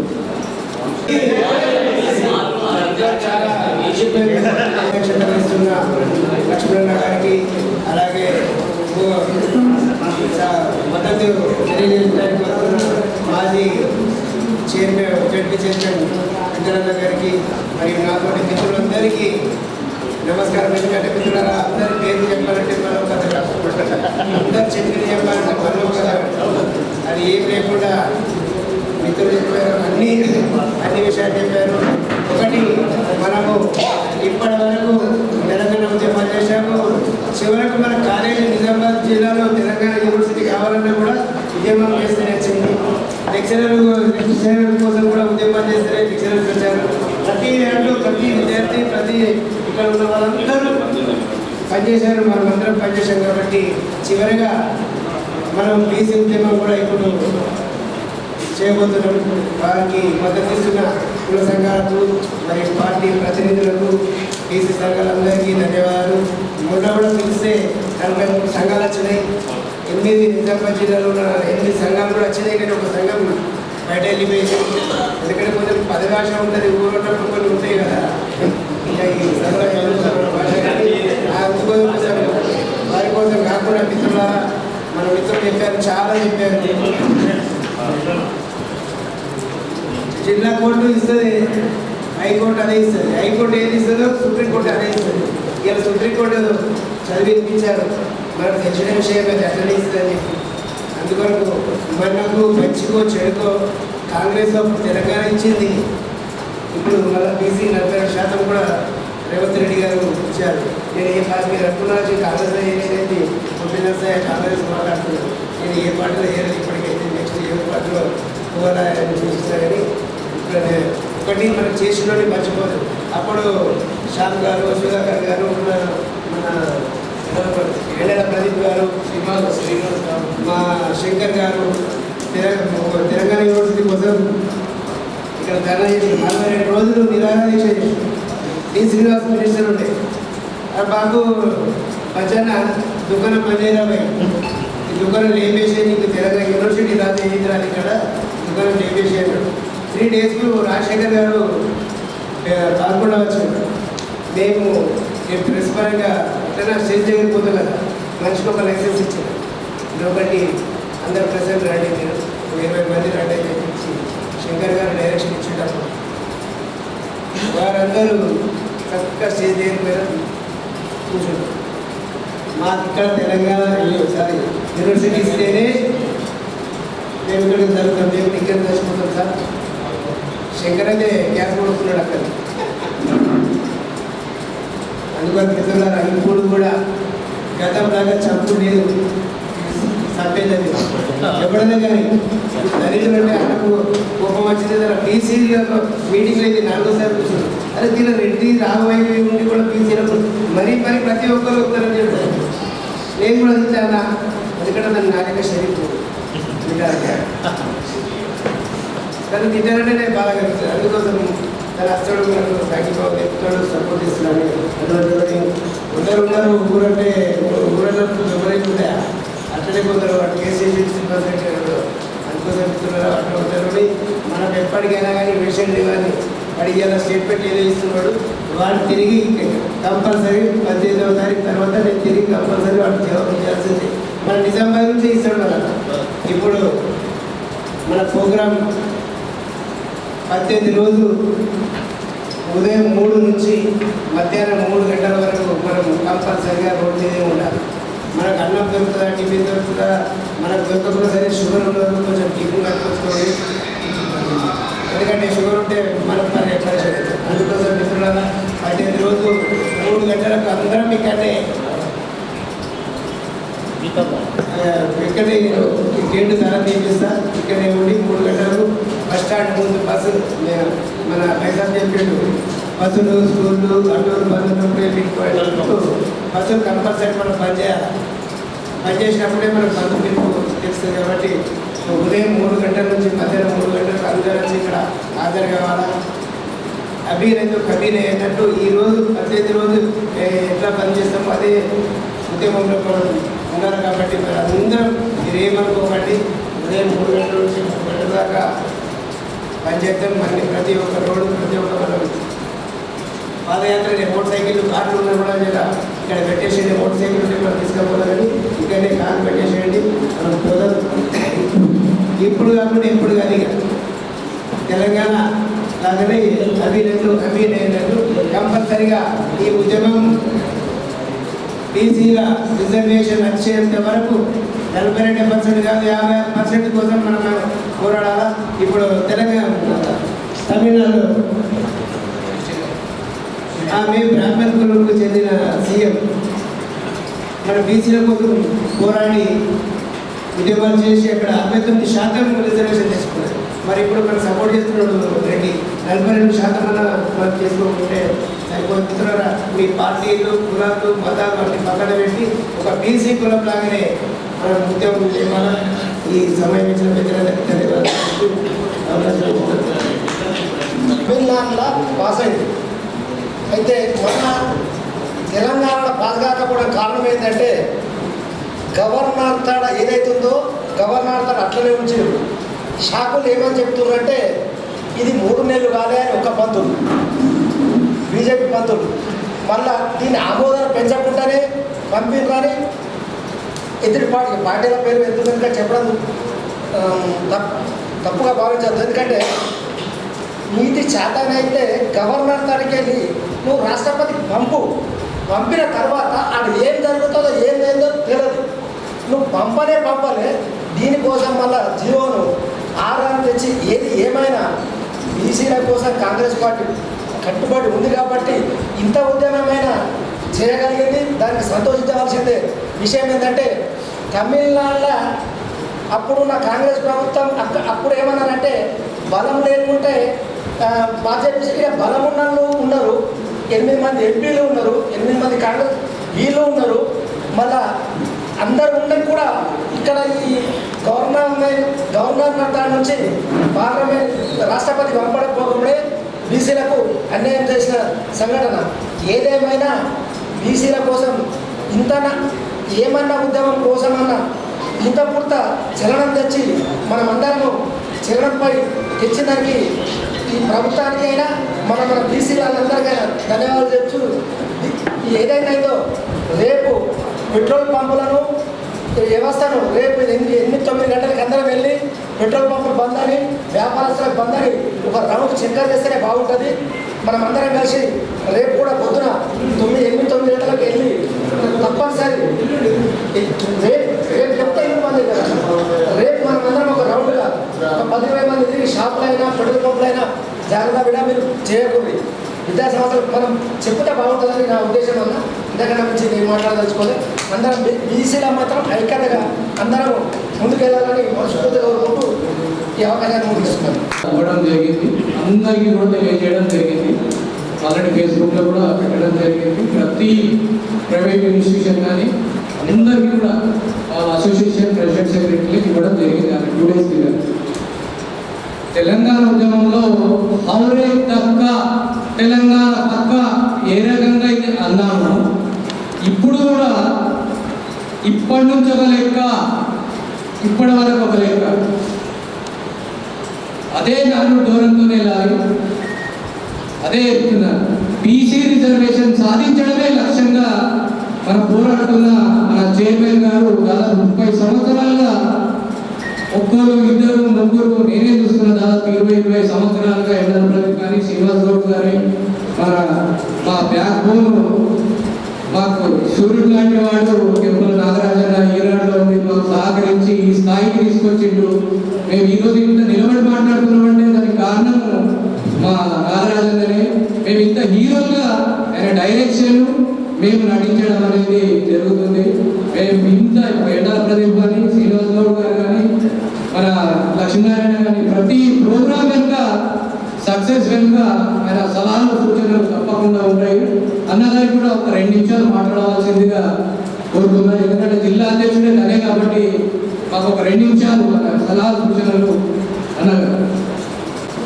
పెద్దలకు, ఇక్కడికి వచ్చిన జర్నలిస్టు మిత్రులకు, ప్రజా సంఘాల అఖిల పక్షాల పార్టీ నాయకులకు నా యొక్క నమస్కారం.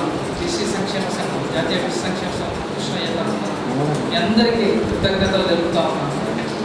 ఇప్పుడు ఒక మహత్తర కార్యక్రమం కోసం మనం ఇక్కడ అందరం సమావేశం కావడం జరిగింది. అందరూ వివిధ సంఘాలలో పార్టీలో జరుగుతుంది. బీసీలు నష్టపోతున్నారని ప్రతి ఒక్క గుండెకు తెలుసు, కానీ దాన్ని బయటపడలేకపోతున్నారు మీరు. కానీ ఇప్పుడు వచ్చిన బీసీ ఉద్యమం మాత్రం అయితే మామూలు ఉద్యమం కాదు. ఇది ఖచ్చితంగా తెలంగాణ ఉద్యమానికి, బీసీ ఉద్యమానికి, ఇప్పుడు వచ్చిన బీసీ ఉద్యమానికి చాలా దగ్గర సారూప్యతలు ఉన్నాయి. అది మీరు గమనించాలి. ఇది ఒక్క రోజుతో పోయేది కాదు, ఈ 18తో ఆగిపోయేది కాదు, ఖచ్చితంగా కొనసాగుతుంది. 42% రిజర్వేషన్ వస్తుంది. ఆ తర్వాత 56% అడుగుతాం, అది కూడా తీసుకుంటాం. 2009లో తెలంగాణ ప్రకటించారు, 2014 దాకా రాలేదు. ఎందుకు రాలేదు? రాజకీయ కారణాలు. ఏ పార్టీ ఆ పార్టీ రాజకీయ సమీకరణాలు ఉంటాయి, అధికారంలోకి రావాలని చూస్తారు. దానికోసం వాళ్ళు ఈక్వేషన్స్ మెయింటైన్ చేస్తారు. ఇవ్వాలని ఉన్నా ఇవ్వలేదు. ఇక్కడ కూడా అంతే, రాజకీయ సమీకరణాలలోనే 42% రిజర్వేషన్ ఆగిపోతుంది తప్ప ఎవరో అడ్డుపడితే ఆగేది కాదు. కానీ అప్పుడు ఎట్లయితే శ్రీకృష్ణ కమిషన్ వేసి ప్రజల యొక్క భావాన్ని, ప్రజల యొక్క భావజాలాన్ని, ఉద్యమ నేపథ్యాన్ని ఎట్లయితే కేంద్ర ప్రభుత్వం పరిగణలోకి తీసుకొని బిల్లు ఆమోదం చేసిందో అట్లాగే ఈసారి కూడా ఖచ్చితంగా లెక్కలు జరుగుతున్నాయి. ఇవన్నీ ఢిల్లీ స్థాయి వరకు చేరుతాయి. వాళ్ళ రాజకీయాలకు సరిపడే ఇప్పుడు ఓకే మేము అధికారంలోకి వస్తాం అనుకున్న రోజు ఏ రాజకీయ పార్టీ అయినా బీసీ జెండా ఖచ్చితంగా ఎత్తుకుంటుంది. బీసీలని సీఎం చేస్తుంది. కొట్టాలి, 5 ఏళ్ళు కొట్లాడాలి. 2009 నుంచి 14 దాకా ఉద్యమం తెలంగాణ కోసం మనం ఎట్లా ఫైట్ చేసినామో 2025 నుంచి తెలంగాణ బిల్లు వచ్చే వరకు 30 వస్తవచ్చు రాని ఇదే చేసి ఇట్లానే కొట్లాడాలి. ఇది కొట్లాడిన రోజు ఖచ్చితంగా వస్తుంది, మన పిల్లలు బాగుపడతారు. 1979లో మండల కమిషన్ వేసింది మొరార్జీ దేశాయి జనతా ప్రభుత్వం. కానీ రిజర్వేషన్లు ఎప్పుడు వచ్చినాయి? 1992 విపి సింగ్ ప్రధానమంత్రిగా ఉన్నప్పుడు వచ్చినాయి. అంటే మనం ఎన్నేళ్ళు కొట్లాడారు మన పెద్దలు? 13 సంవత్సరాలు కొట్లాడారు. మనం ఏమంటున్నాం? ఇవాళ ఉద్యమం చేసినాం, తెల్లారి ఇవ్వాలి. ఎవరి ఎందుకు ఇష్టం? వాడి ప్రభుత్వం రావద్దా? వాటి సమీకరణాలు వాటికి ఉంటాయి. కాబట్టి మీరు డీలా పడకండి. అయ్యో ఏదో రాలేదు చేయలేదు, వేస్తారు, అందరు వేస్తారు. బీసీలో పెద్ద మనసు, ఈడబ్ల్యూఎస్ అడగకుండా ఇచ్చిండ్రు. ఎవరైనా అబ్జెక్షన్ చేసిండ్రా? చేయలే. పెద్ద మనసులు ఏమైనా అడుగుతున్నారు? ఈడబ్ల్యూఎస్ వర్గీకరణ ఉండాలి, వర్గీకరణ ఉంటే మాకు ఓకే అని ఒక పెద్ద మనిషి చేసిండ్రు. మరి ఈడబ్ల్యూఎస్లో వర్గీకరణ అడుగుదామా? అనే అడుగుదామా? బీసీలో వేసేద్దామా? ఈడబ్ల్యూఎస్లో కూడా వర్గీకరణ పెట్టాలని అందరూ ఎవరు మెజార్టీ ఎవరు తక్కువ అనేది ఎవరికి నష్టం జరుగుతుంది? ఈడబ్ల్యూఎస్లో కూడా ఉన్నారు. కానీ ఆపాలని ఆపుతున్నారు. ఇదంతా రాజకీయ కుట్ర. ఏ పార్టీ అన్ని పార్టీలకు తెలుసు, తెలియదు ఇవన్నీ జరిగాయి. అది కాదు మనం ఇక్కడ మాట్లాడుకున్నంత ఈజీగా రాజకీయం ఉండదు. ఖచ్చితంగా 50% రిజర్వేషన్ సీలింగ్ అన్నప్పుడు ఈడబ్ల్యూఎస్ 10% కలిపి 60% అయింది. ఎట్లా సాధ్యమైంది? ఇది ఎట్లా చేయాలి? అత్యవసర పరిస్థితుల్లో, అసాధారణ పరిస్థితుల్లో అవసరమైనప్పుడు 9వ షెడ్యూల్ సవరించి రిజర్వేషన్లు పెంచాలని సుప్రీంకోర్టు తీర్పున్నది. మరి ఈడబ్ల్యూఎస్ ఎట్లాంటి కొట్లాట జరగలేదు, ఎవరు అడగలేదు, అయినా 10% ఇస్తే 60% అయింది. అట్లనే ఇది కూడా అవుతుంది. ప్రభుత్వం అనుకుంటే అయిపోతుంది. తెలంగాణ తలుపులు బంద్ చేసి ఇయ్యలే, మనకంటే ఎక్కువ ఆంధ్రలో ఎమ్మెల్యేలు ఉండే 175 మంది సంఖ్య వాళ్ళు తెలంగాణ కోసం ఆమోదం తెలిపారు. అంటే తెలిపిరా అలా పార్టీ అయినది, వాళ్ళకి ఇష్టం లేకుండా తెలంగాణ మేము ఒప్పుకుంటున్నాం అని తెలిపారు. పార్లమెంట్లో కూడా అదే జరిగింది. పేపర్స్ అంతా రాజకీయ లబ్ధి కోసం ఆడిన నాటకం. అదే సమయంలో చేసాము కేంద్ర పార్టీ. సరే సమీకరణల పరంగా అక్కడ లబ్ధి పొందాలా, ఇక్కడ లబ్ధి పొందాలా అనేది ఖచ్చితంగా ఒక రాజకీయ పార్టీకి ఉంటుంది. దాన్ని మనం అర్థం చేసుకుంటాం. ఏ రాజకీయ పార్టీ ఆ రాజకీయాల కోసం ఖచ్చితంగా ఎత్తుగడ వేస్తుంది. దాన్ని మనం ఎప్పుడూ కాదలేము. దానికి మద్దతు దాటుకుంటారు, దీనికి మద్దతు దాటుకుంటారు. కాబట్టి ఒకటే గుర్తుంచుకోండి, ఒక రోజుకో 2 రోజులకో సిద్ధంగా ఉంది. 5 ఏళ్ళు 10 ఏళ్ళు ఖచ్చితంగా 42 కాదు 56 తర్వాత ఇప్పుడు కేంద్ర ప్రభుత్వం జనాభా లెక్కలు కొత్తగా తీస్తా ఉంటుంది 2011 తర్వాత. ఆ జనాభా లెక్కలు వెళ్ళినా కూడా దామాషా ప్రకారం బీసీల జనాభా ఎంత ఉంటే అంత ఖచ్చితంగా బీసీలకు ఖచ్చితంగా ఇవ్వాల్సిందే. అందరికీ అన్ని సామాజిక వర్గాలకు జనాభా దామాషాలు ఉన్నప్పుడు మనకెందుకు ఇవ్వకూడదు? ఈడబ్ల్యూఎస్లో మన కోట లేదా, జనరల్లో మన కోట లేదా, బీసీలకు ఎస్సీలకు కోట లేదా? మనం త్యాగం చేయలేదా? మనం ఎవరికైనా అడిగినామా? కానీ ఎందుకన్నా పెద్ద మనసు అందులో కూడా లేని వాళ్ళు ఉన్నారు, వాళ్ళకి అన్యాయం జరుగుతుంది, వాళ్ళకి న్యాయం జరగాలని అన్నాం. కానీ దాన్ని కూడా అవకాశంలో తీసుకొని బీసీలో పొట్టకూడదామంటే మాత్రం ఊరుకోవద్దు. ఖచ్చితంగా అందరూ ఏకమండి ఇదే జేఏసీకి పిలిపిస్తున్నాం. మీరు తొందరలో ఏదైనా పాదయాత్రను రథయాత్రను ఏం చేస్తారో చేయండి. జాతీయ బీసీ సంక్షేమం తరఫున మేమంతా మీకు నిలబడతాం. గ్రామానికి వెళ్ళండి. ఇది లోకల్ బాడీ ఎలక్షన్లు వచ్చేలోపు జరిగితే అక్కడ మన ప్రజలు ఇంకా చైతన్యమవుతారు. స్వచ్ఛందంగా వాళ్ళు బరిలో నిలిచే అవకాశం ఉంటుంది. అప్పుడు జనరల్ స్థానాల్లో కూడా మనం అడుగుదాం. అప్పుడు తెలుస్తుంది కోట ఇంకోసారి ఎవరు పోవద్దా, ఇంకో పెట్టుకోవద్దని. కాబట్టి నాకు ఇచ్చిన అవకాశాన్ని సద్వినియోగం చేసుకుని మీ అందరికీ కృతజ్ఞతలు.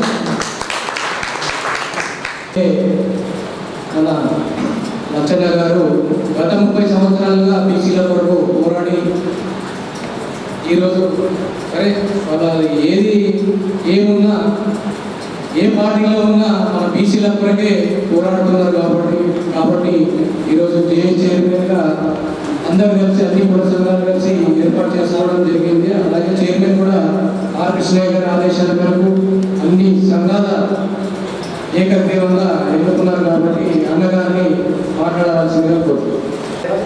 రౌండ్ టేబుల్ సమావేశాన్ని ఏర్పాటు చేయడమైంది. ఇటు సమావేశానికి ఇచ్చేసినటువంటి రాజకీయ పార్టీ నాయకులకు, మరి అదేవిధంగా కుల సంఘాల అధ్యక్ష కార్యదర్శులకు, మరి అదేవిధంగా జర్నలిస్టులకు, పెద్దలకు, అడ్వకేట్లకు, అదేవిధంగా మహిళా సోదరిమణులకు, ఇంటలెక్చువల్స్కు, ప్రతి ఒక్కరికి, మరి డాక్టర్స్గా కూడా మరి విశాల్ గారు ఆల్రెడీ చచ్చిపోయిండ్రు, మళ్ళీ వస్తారో టైం కుదరలేదు. మరి అదేవిధంగా ప్రతి విభాగానికి పేరు మేము ధన్యవాదాలు తెలియజేస్తున్నాను. అదేవిధంగా వేదిక మీద ఆశీనులైనటువంటి మా సోదరులు ఎవరైతే మన కుమ్మిల్ నరసన్న గారు, వారి ఈ జేఏసీకి వైస్ చైర్మన్గా కొనసాగుతున్నారు. మరి అదేవిధంగా టీఆర్ఎస్ నుంచి వచ్చినటువంటి పెద్దన్న మాజీ జిల్లా పరిషత్ చైర్మన్ గారు, వారికి అదేవిధంగా దుసాపూర్ శంకర్ గారికి, అదేవిధంగా ఇక్కడ కూర్చొని కార్యక్రమాన్ని నడిపినటువంటి రేవంత్ గారికి, అదేవిధంగా కృష్ణయ్య ఏదైతే సంక్షేమ సంఘం ఉన్నదో దానికి అధ్యక్షుడుగా ఉన్నటువంటి నాగరాజు గారికి, మరి వివిధ పార్టీల నుంచి విచ్చేసిన ప్రతి ఒక్కరికి పేరు పేరున ధన్యవాదాలు తెలియజేస్తున్నాను. ముఖ్యంగా ఏదైతే మేము కొందరికి సమాచారం పోయినామంటే వారి యొక్క అడ్రస్ తెలియకపోవడం, వారి యొక్క పేరు, ఫోన్ నంబర్లు తెలియకపోవడం వల్ల మేము ఇవ్వలేకపోయినాం. కొందరు వారే వాలంటీర్గా అన్న నాకు ఫోన్ ఎందుకు చేయలేవు, నన్ను మర్చిపోయినావా అన్న సందర్భాలు ఉన్నాయి. అటువంటి వాళ్ళను కూడా మేము దగ్గరికి చేసుకుంటున్నాం. దయచేసి నేనేదో చేసి అన్నేదో చేసి అని కాకుండా ఇది ఒక బీసీ కుటుంబం. బీసీ కుటుంబానికి దయచేసి ప్రతి ఒక్కరు తన వంతుగా మన పక్క సంఘం కానీ, పక్క మేధావులు కానీ, పక్కకు ఉన్నటువంటి వాళ్లకు సమాచారాన్ని ఇచ్చి తీసుకురావాల్సిన అవసరం ఉన్నది. నన్ను వీళ్ళలే నేను రామని దయచేసి అనుకోకండి. మీరు వచ్చి మీ నాయకత్వాన్ని మీరు ప్రకటించండి. మీ యొక్క కులం గురించి కానీ, మీ యొక్క సంఘాల గురించి కానీ ప్రతి ఒక్కరు తన వంతుగా నేను బాధ్యత తీసుకుంటున్నా అని చెప్పేసి బాధ్యతలు పంచుకోండి. ఇలా నేను ఒక్కొన్న చేస్తే అయ్యేది కాదు. ఇది చాలా పెద్ద వ్యవస్థ. ఇది పెద్ద యుద్ధం.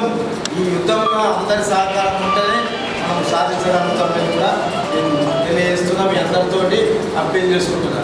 ముఖ్యంగా బీసీ వ్యవస్థ, ఈ బీసీ వ్యవస్థకు ఏ రకంగా మనకు అన్యాయం జరుగుతున్నదో మొదటి నుంచి ఇప్పుడు మనకు స్వాతంత్రం రాకముందు మరి బీసీ వ్యవస్థ, బీసీ కొరకు పోరాడినటువంటి నాయకులు చాలామంది ఉన్నారు. మరి ఏదైతే స్వతంత్రాన్ని ప్రకటించే ముందు మరి లండన్లో రౌండ్ టేబుల్ సమావేశాన్ని ఏర్పాటు చేసి అందరినీ ఆహ్వానించడం జరిగింది. మీ యొక్క కోరికలేంటి, మీ యొక్క ఆలోచనలేంటి, మీ విధి విధానాలు మాకు తెలియపరచాలని వాళ్ళు పిలిచినప్పుడు మనమందరము అంబేద్కర్ గారి వెంబట వెళ్ళదలిగి ప్రయత్నం చేసినాం. అంబేద్కర్ గారు ఆల్రెడీ ఆయన యొక్క సామాజిక వర్గానికి బడుగు బలహీన వర్గాలకు న్యాయం జరిగేంత వరకు ఊరుకునేది లేదు. స్వతంత్రం అనేది తర్వాత ముచ్చట.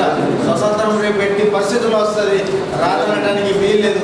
కానీ వచ్చే ముందు మా యొక్క విధి విధానాలు ఏంది, మా హక్కుల గురించి ఏ విధంగా నిర్ణయం తీసుకుంటారని వారు వాదించినప్పుడు ఆయన ఏమంట మన బీసీ వర్గం, బీసీ నాయకత్వం వెళ్ళాలనుకున్నప్పుడు అప్పుడు ఎవరైతే మన జాతిపిత మహాత్మా గాంధీ బాపూజీ గారు అంబేద్కర్ వెంబట వెళ్ళకండి, నేనున్నా మీరు న్యాయపడనండి, స్వతంత్రం రాని మన స్వతంత్రం పోయి అడ్డు తగిలినట్టు అవుతుంది అని చెప్పి చెప్తే మన బీసీ వర్గం, బీసీ నాయకత్వం మరి బాపూజీ ఇంత మంచిగా చెప్తున్నాడు, మనం పోయి అలా కాంట్రవర్షియల్ చేసుకుంటుంది కానీ వాళ్ళు ఆగిపోవడం. ఆ ఆగిపోవడమే మనకి ఇలా శాపమైంది. ఆనాటి నుంచి ఈనాటి వరకు మేమేంది, మా బతుకులేంది అని పోరాడుతూనే ఉన్నాం. కానీ మనల్ని పట్టించుకున్న నాకుడే లేడు. కాబట్టి వాడు ఏదో చేస్తాడు, వీడేదో చేస్తాడు అనేది కాకుండా మనము స్వయంగా మనం నాయకత్వాన్ని పెంచుకొని మనకు ముందుకు వెళ్ళాల్సిన అవసరం ఉన్నది. ఆ తర్వాత ఏదైతే 92లో పిపి సింగ్ గారు మనకి 27% రిజర్వేషన్లు ప్రకటించడం జరిగింది. ఆ ప్రకటించినప్పుడు ఏదైతే అగ్రవర్ణాల వాళ్ళు దేశాన్ని అందకుండా చేశారు, నానా విభజనని సృష్టించారు. వాళ్ళు ఏ రోజు కూడా మన గురించి ఆలోచించరు, మనకు జరిగే మంచి గురించి కూడా ఎన్నడూ వాళ్ళు మనకు పద్ధతిగా జరుగుతుంది. ఎప్పుడైతే 93లో రిజర్వేషన్ రావడము వెంటనే అప్పుడు ఉన్నటువంటి కాంగ్రెస్ ప్రభుత్వం మనకు ఒక క్రిమిలేర్ అనేది విధించడం జరిగింది. మనకు శాపం మనకు అది ఏమైందంటే మనకు దూరంకు కట్టిన ఖడ్గం లాంటిది. అది ఎప్పుడు తగ్గుతుందో ఎప్పుడు మనం తెలియదు. దేశంలో 8 వ్యవస్థలకు రిజర్వేషన్ అది. ఎస్సీలకు రిజర్వేషన్ అది, ఎస్టీలకు రిజర్వేషన్ అది, మహిళలకు రిజర్వేషన్ అది, ఫిజికల్ హ్యాండిక్యాప్లకు రిజర్వేషన్ అది, ఎన్సీసీ వాళ్ళకు రిజర్వేషన్ అది, బీసీలకు రిజర్వేషన్ అది. ఆ 8 వ్యవస్థలలో ఎవరికి లేని క్రిమిలేను మనం పెట్టడం ఒక నిబంధన. మనం ఆర్థికంగా ఎదిగినామంటే మనకు రిజర్వేషన్ దొరకదు. మరి అటువంటి క్రిమిలేను విధించడం అయినా మరి దాని గురించి మనం భరించడం, దాని గురించి అయినా కూడా పోరాటం చేయాలి.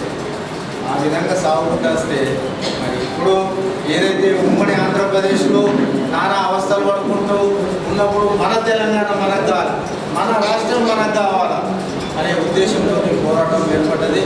ఆ పోరాటంలో దాదాపు అదొక విచిత్రమైన పోరాటం. పోలీస్ కాల్పులు లేవు, ఏది లేవు. నా రాష్ట్రం కొరకు, నా జాతుల కొరకు నేను నేను సస్తమని ఆత్మ బలిదానాలు దాదాపు 1200 మంది ఆత్మ బలిదానం తీసుకుంటే దాంట్లో 900 మంది మన బీసీలు ఉన్నారని తెలియజేస్తున్నారు. అదేవిధంగా నాకు ఎన్నికల సందర్భంగా 2023లో ఎన్నికల ప్రచారంలో భాగంగా మరి రాహుల్ గాంధీ గారు మరి వచ్చేసి కామారెడ్డిలో డిక్లరేషన్ ఇవ్వడం జరిగింది. బీసీలకు 42% రిజర్వేషన్ ఇస్తా. రైట్, చాలా సంతోషం. సభాముఖంగా వాళ్ళకు అభినందనలు కూడా తెలియజేస్తుంది.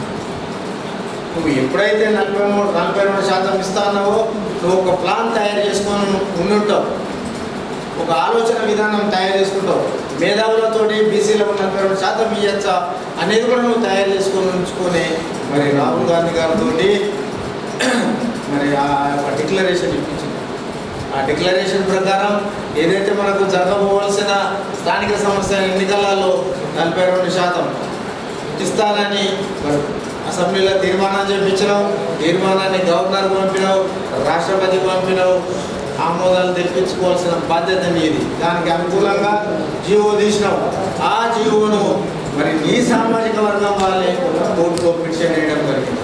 వాళ్ళు అడ్డుదవ్వడం వల్ల వాళ్ళకు అనుకూలంగా అదేదైతే 42% రిజర్వేషన్ పాటించద్దు అని చెప్పి వాళ్ళకు స్టే ఇవ్వడం జరిగింది. మరి ఈరోజు మా బీసీలంతా అనేది ఇప్పటిదాకా మాకు రిజర్వేషన్ కావాలనే పోరాడినాం. కానీ ఇప్పుడు ఏదైతే 42% అన్నాడు అది ఒక ప్రభుత్వం డిక్లేర్ చేసింది. కాబట్టి ఆ 42%లో నువ్వు ఏ విధంగా ఇస్తావు? నువ్వు ఆ పార్టీ అడ్డు తగిలింది, ఈ పార్టీ అడ్డు తగిలింది, వాళ్ళు అడ్డు తగిలేదు. ఈ అడ్డు తగిలిననే కాదు, నువ్వు ఏ ఆలోచనతో 42% డిక్లేర్ చేసావు? నువ్వు ఈరోజు ఖచ్చితంగా నువ్వు ఒక ఆలోచనతో డిక్లేర్ చేసి మా బీసీలను మోసం చేసినావా, ఏం చేసినావా? ఆ 42% ఇస్తానగానే మా బీసీలంతా ఒక ఆనందోత్సవం వల్ల రెక్కలు వచ్చేసి నీ ప్రభుత్వానికి ఓటేసి నేను గద్దె మీద కూర్చున్నాను. కాబట్టి దాని ఫలితంగా నువ్వు ఎప్పుడైతే గద్దె మీద కూర్చున్నావు ఖచ్చితంగా నువ్వు ఏం చేస్తావు? తల తాకట్టు పెడతావా, ఏం చేస్తావు? వచ్చేయి మాకు మాత్రం రిజర్వేషన్ ఇవ్వాల్సిందే, ఊరుకునే ప్రసక్తి లేదు. ఏదైనా ఇప్పుడు ఏ ఉద్యమైనా ఏం చేసినా నీ మీద ఒత్తిడిదే కలిగి మాత్రమే ఇది మేము చేస్తాం. వేరే పార్టీలకు నువ్వు అడుగుతావా, ఒకరు అడుగుతావా? ఇది ఒక సింపుల్ అని అన్నగారు చెప్పింది. ఇప్పుడు ఇవాళ రాహుల్ గాంధీ గారు మన దగ్గర వచ్చి డిక్లేర్ చేశాడు. డిక్లేర్ చేసిన వ్యక్తి నువ్వు ఒక మాట ఇచ్చినావు. ఆ మాట కొరకు కేసీఆర్ ఉద్యమంలో నేను గుంగళూరునైనా ముందాడుతా అని నువ్వు ఇవాళ మోడీ గారి దగ్గరకు రాహుల్ గాంధీ గారిని తీసుకొని రేవంత్ రెడ్డి గారు పోయి మీరు అక్కడ ఒప్పించుకొని బతిమిలాడతారా, బెదిరిస్తారా, దండం పెడతారా, ఏం చేస్తారా చేసుకొని ఆ రిజర్వేషన్ ఒకసారి డిక్లేర్ చేసినావు, దానికి జీవో ఇచ్చినావు. అది న్యాయస్థానానికి వెళ్ళింది, అత్యున్నత న్యాయస్థానానికి కూడా వెళ్ళడం జరిగింది. కాబట్టి అది తెలంగాణ రాష్ట్రంలో అదొక వండర్ కావాలా, అది చేయాల్సిన బాధ్యత మీదని సభాముఖంగా తెలియజేస్తూ దానికి మరి ఏదైతే చట్టాలు ఉన్నాయో మరి అదేవిధంగా ప్రభుత్వాలకు మనం ఇన్ని రోజులు సామాన్యమైన ఉద్యమం పేపర్ ద్వారానే రిప్రజెంటేషన్లు ఇవ్వడం జరిగింది. అయ్యమ్మకి ఇది కావాలా అనేది. కానీ ఇవాళ మనం తీసుకున్న నిర్ణయం ఏంది? ప్రత్యక్ష యుద్ధం ఎదుగుతున్నాం, రోడ్డు మీదకి వస్తున్నాం. ఈ రోడ్డు మీదకి వచ్చింది 42% వచ్చిన దాకా ఇంట్లోకి పోవలసిన పరిస్థితే లేదని కూడా సభాముఖంగా తెలియజేస్తాం. ఆ రకంగా మనం పోరాటం చేయాల్సిన అవసరం ఉన్నది. దయచేసి మిత్రులారా, ప్రతి బీసీ తన వంతుగా మేము చెప్పకుండా ఒకవేళ మర్చిపోయినా మమ్మల్ని క్షమించి మీరు వచ్చి మాతోటి భుజం కలుపుకోండి, యుద్ధం చేద్దాం నడానా అని అన్నారు. ఈరోజు ఏదైతే ఈ యుద్ధం ఉన్నదో ఇది చివరి యుద్ధం అని కూడా నేను సభాముఖంగా తెలిసాను. ఈ యుద్ధం వల్ల మనకు రావాలా రిజర్వేషన్ లేదా జీవితంలో ఎన్నడూ ఒకటే మనం ఆలోచించుకోవాల్సింది ఏంటంటే దీంతో విజయమన్నా రావాలా, వీర సర్వమన్నా రావాలా. నేను దీనికైతే సిద్ధపడి ఉన్నాను, నేను సభాముఖంగా తెలుస్తున్నాను. ఏదేమన్నా కానీ నా జీవితాన్ని కూడా త్యాగం చేయడానికి కూడా నేను సిద్ధంగా ఉన్నానని సభాముఖంగా ప్రమాణం పూర్తిగా నాకేదో రాజకీయాలు నేను రావాలని కాదు, దాదాపుగా 20-25 సంవత్సరాల సంధి బీసీ ఉద్యమంలో ఉన్న బీసీల కొరకు నా సొంత డబ్బులు ఖర్చు పెట్టుకొని కూడా పనిచేసిన అనే విషయం దాదాపుగా అందరికీ తెలుసు. మరి ఈరోజు కూడా నేను అదే విధంగా పోరాడతా. మీరు అందరూ నాకు సహకరించండి.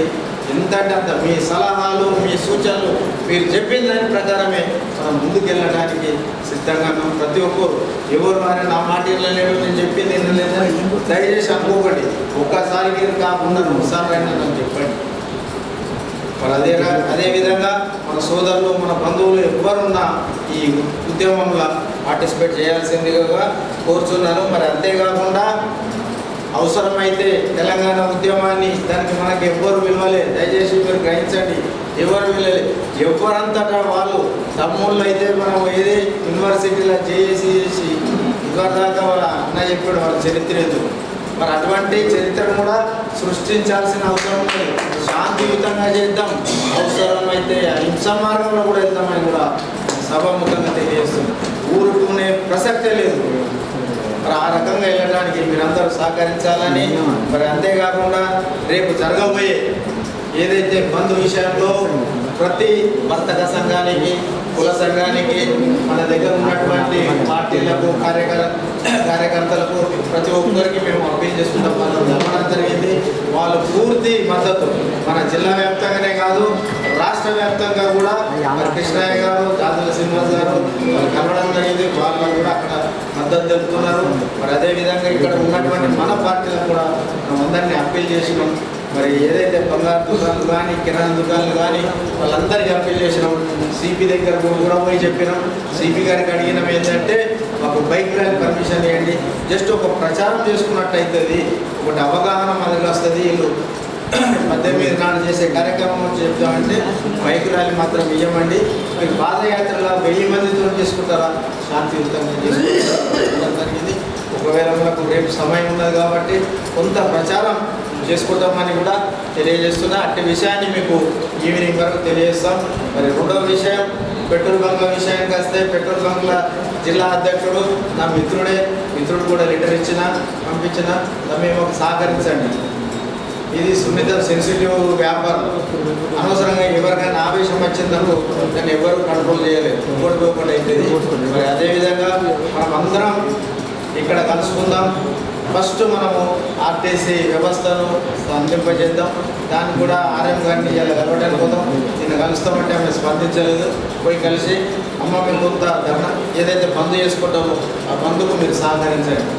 అనవసరంగా మీరేదో గడపడేస్తే మేమేదో గడపడేస్తే మధ్యలో పోలీసు ఇంటర్ఫేర్ అవుతుంది. ఇంటర్ఫేర్ అయితే మళ్ళీ కేసులు కథలు ఇలా వచ్చినోడు కేసు ఏంటంటే కేసులు కాకుండా పీస్ఫుల్గానే చేసుకుందాం అనేది మరి ఆ రకంగా మనం ముందుకెళ్లాల్సిన అవసరం ఉన్నది. దయచేసి ఎవ్వరూ భయపడకుండా పీస్ఫుల్గా చేసుకుందాం. ఎక్కడైనా మొండిగా ఎవరైనా షాపులు తెరిచుంటే దయచేసి మీరు పని చేసుకొని మీరు మాకు సహకరించండి అని రిక్వెస్ట్ చేసుకుందాం. కాదు కూడదంటే దాని ఆలోచన వేరే ఉంటుంది. ఈలతో అయిపోయింది ఏం లేదు. మనం దాని మీద కూడా మన మీద కార్యాచరణ చేసుకోవడానికి కూడా ఆస్కారం ఉంటుందని తెలియజేస్తూ మరి ప్రతి ఒక్కరూ భయపడకుండా మరి 18వ తారీఖు పొద్దున దాని విషయాన్ని కూడా మీకు అందరికీ తెలియపరుస్తాం. ముఖ్యంగా అందరి పాత్ర ఒక ఎత్తు అన్న గణేష్ అన్న మీ పాత్ర నేను మా జాతి పుత్రులు, అదేవిధంగా తెలంగాణ ఉద్యమంలో ముఖ్యంగా మీ పాత్రని జర్నలిస్టుల ద్వారానే అది ప్రచారం జరిగింది. ఏం చేసినా మీ కెమెరా కానొచ్చిందంటే మేము పరిగెత్తుకొస్తాం, మీద పడతాం, నా ఫోటో వస్తుందా, నాయన వస్తుందా, నీకు వస్తుందా అని అటువంటి పరిస్థితి. కాబట్టి దయచేసి మీ సహకారం మాకు చాలా ముఖ్యం. మీరు సహకరించినట్టయితే మేము ఈ ఉద్యమాన్ని సక్సెస్ చేసుకుంటామని తెలియజేస్తూ మరి ఈ కార్యక్రమానికి వచ్చేసిన ప్రతి ఒక్కరికి పేరు నా చేతులెత్తి దండం పెడుతున్నాను.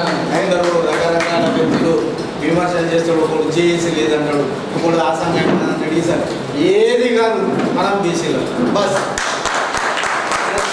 కాదు. నేను బీసీ వాడిని, బీసీ కూర్చుంది ఉద్యమం కొరకు పాటుపడాలి. 10 మంది గ్యాదర్ చేసుకుంటాం.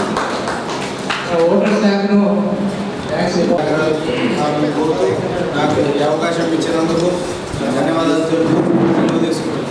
జై బీసీ, బీసీల ఐక్యత, బీసీల ఐక్యత.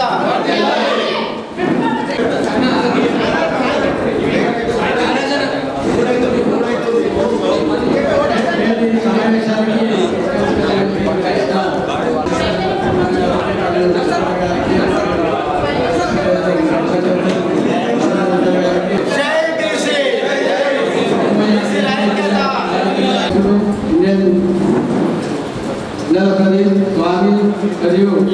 అడుగు చేస్తూ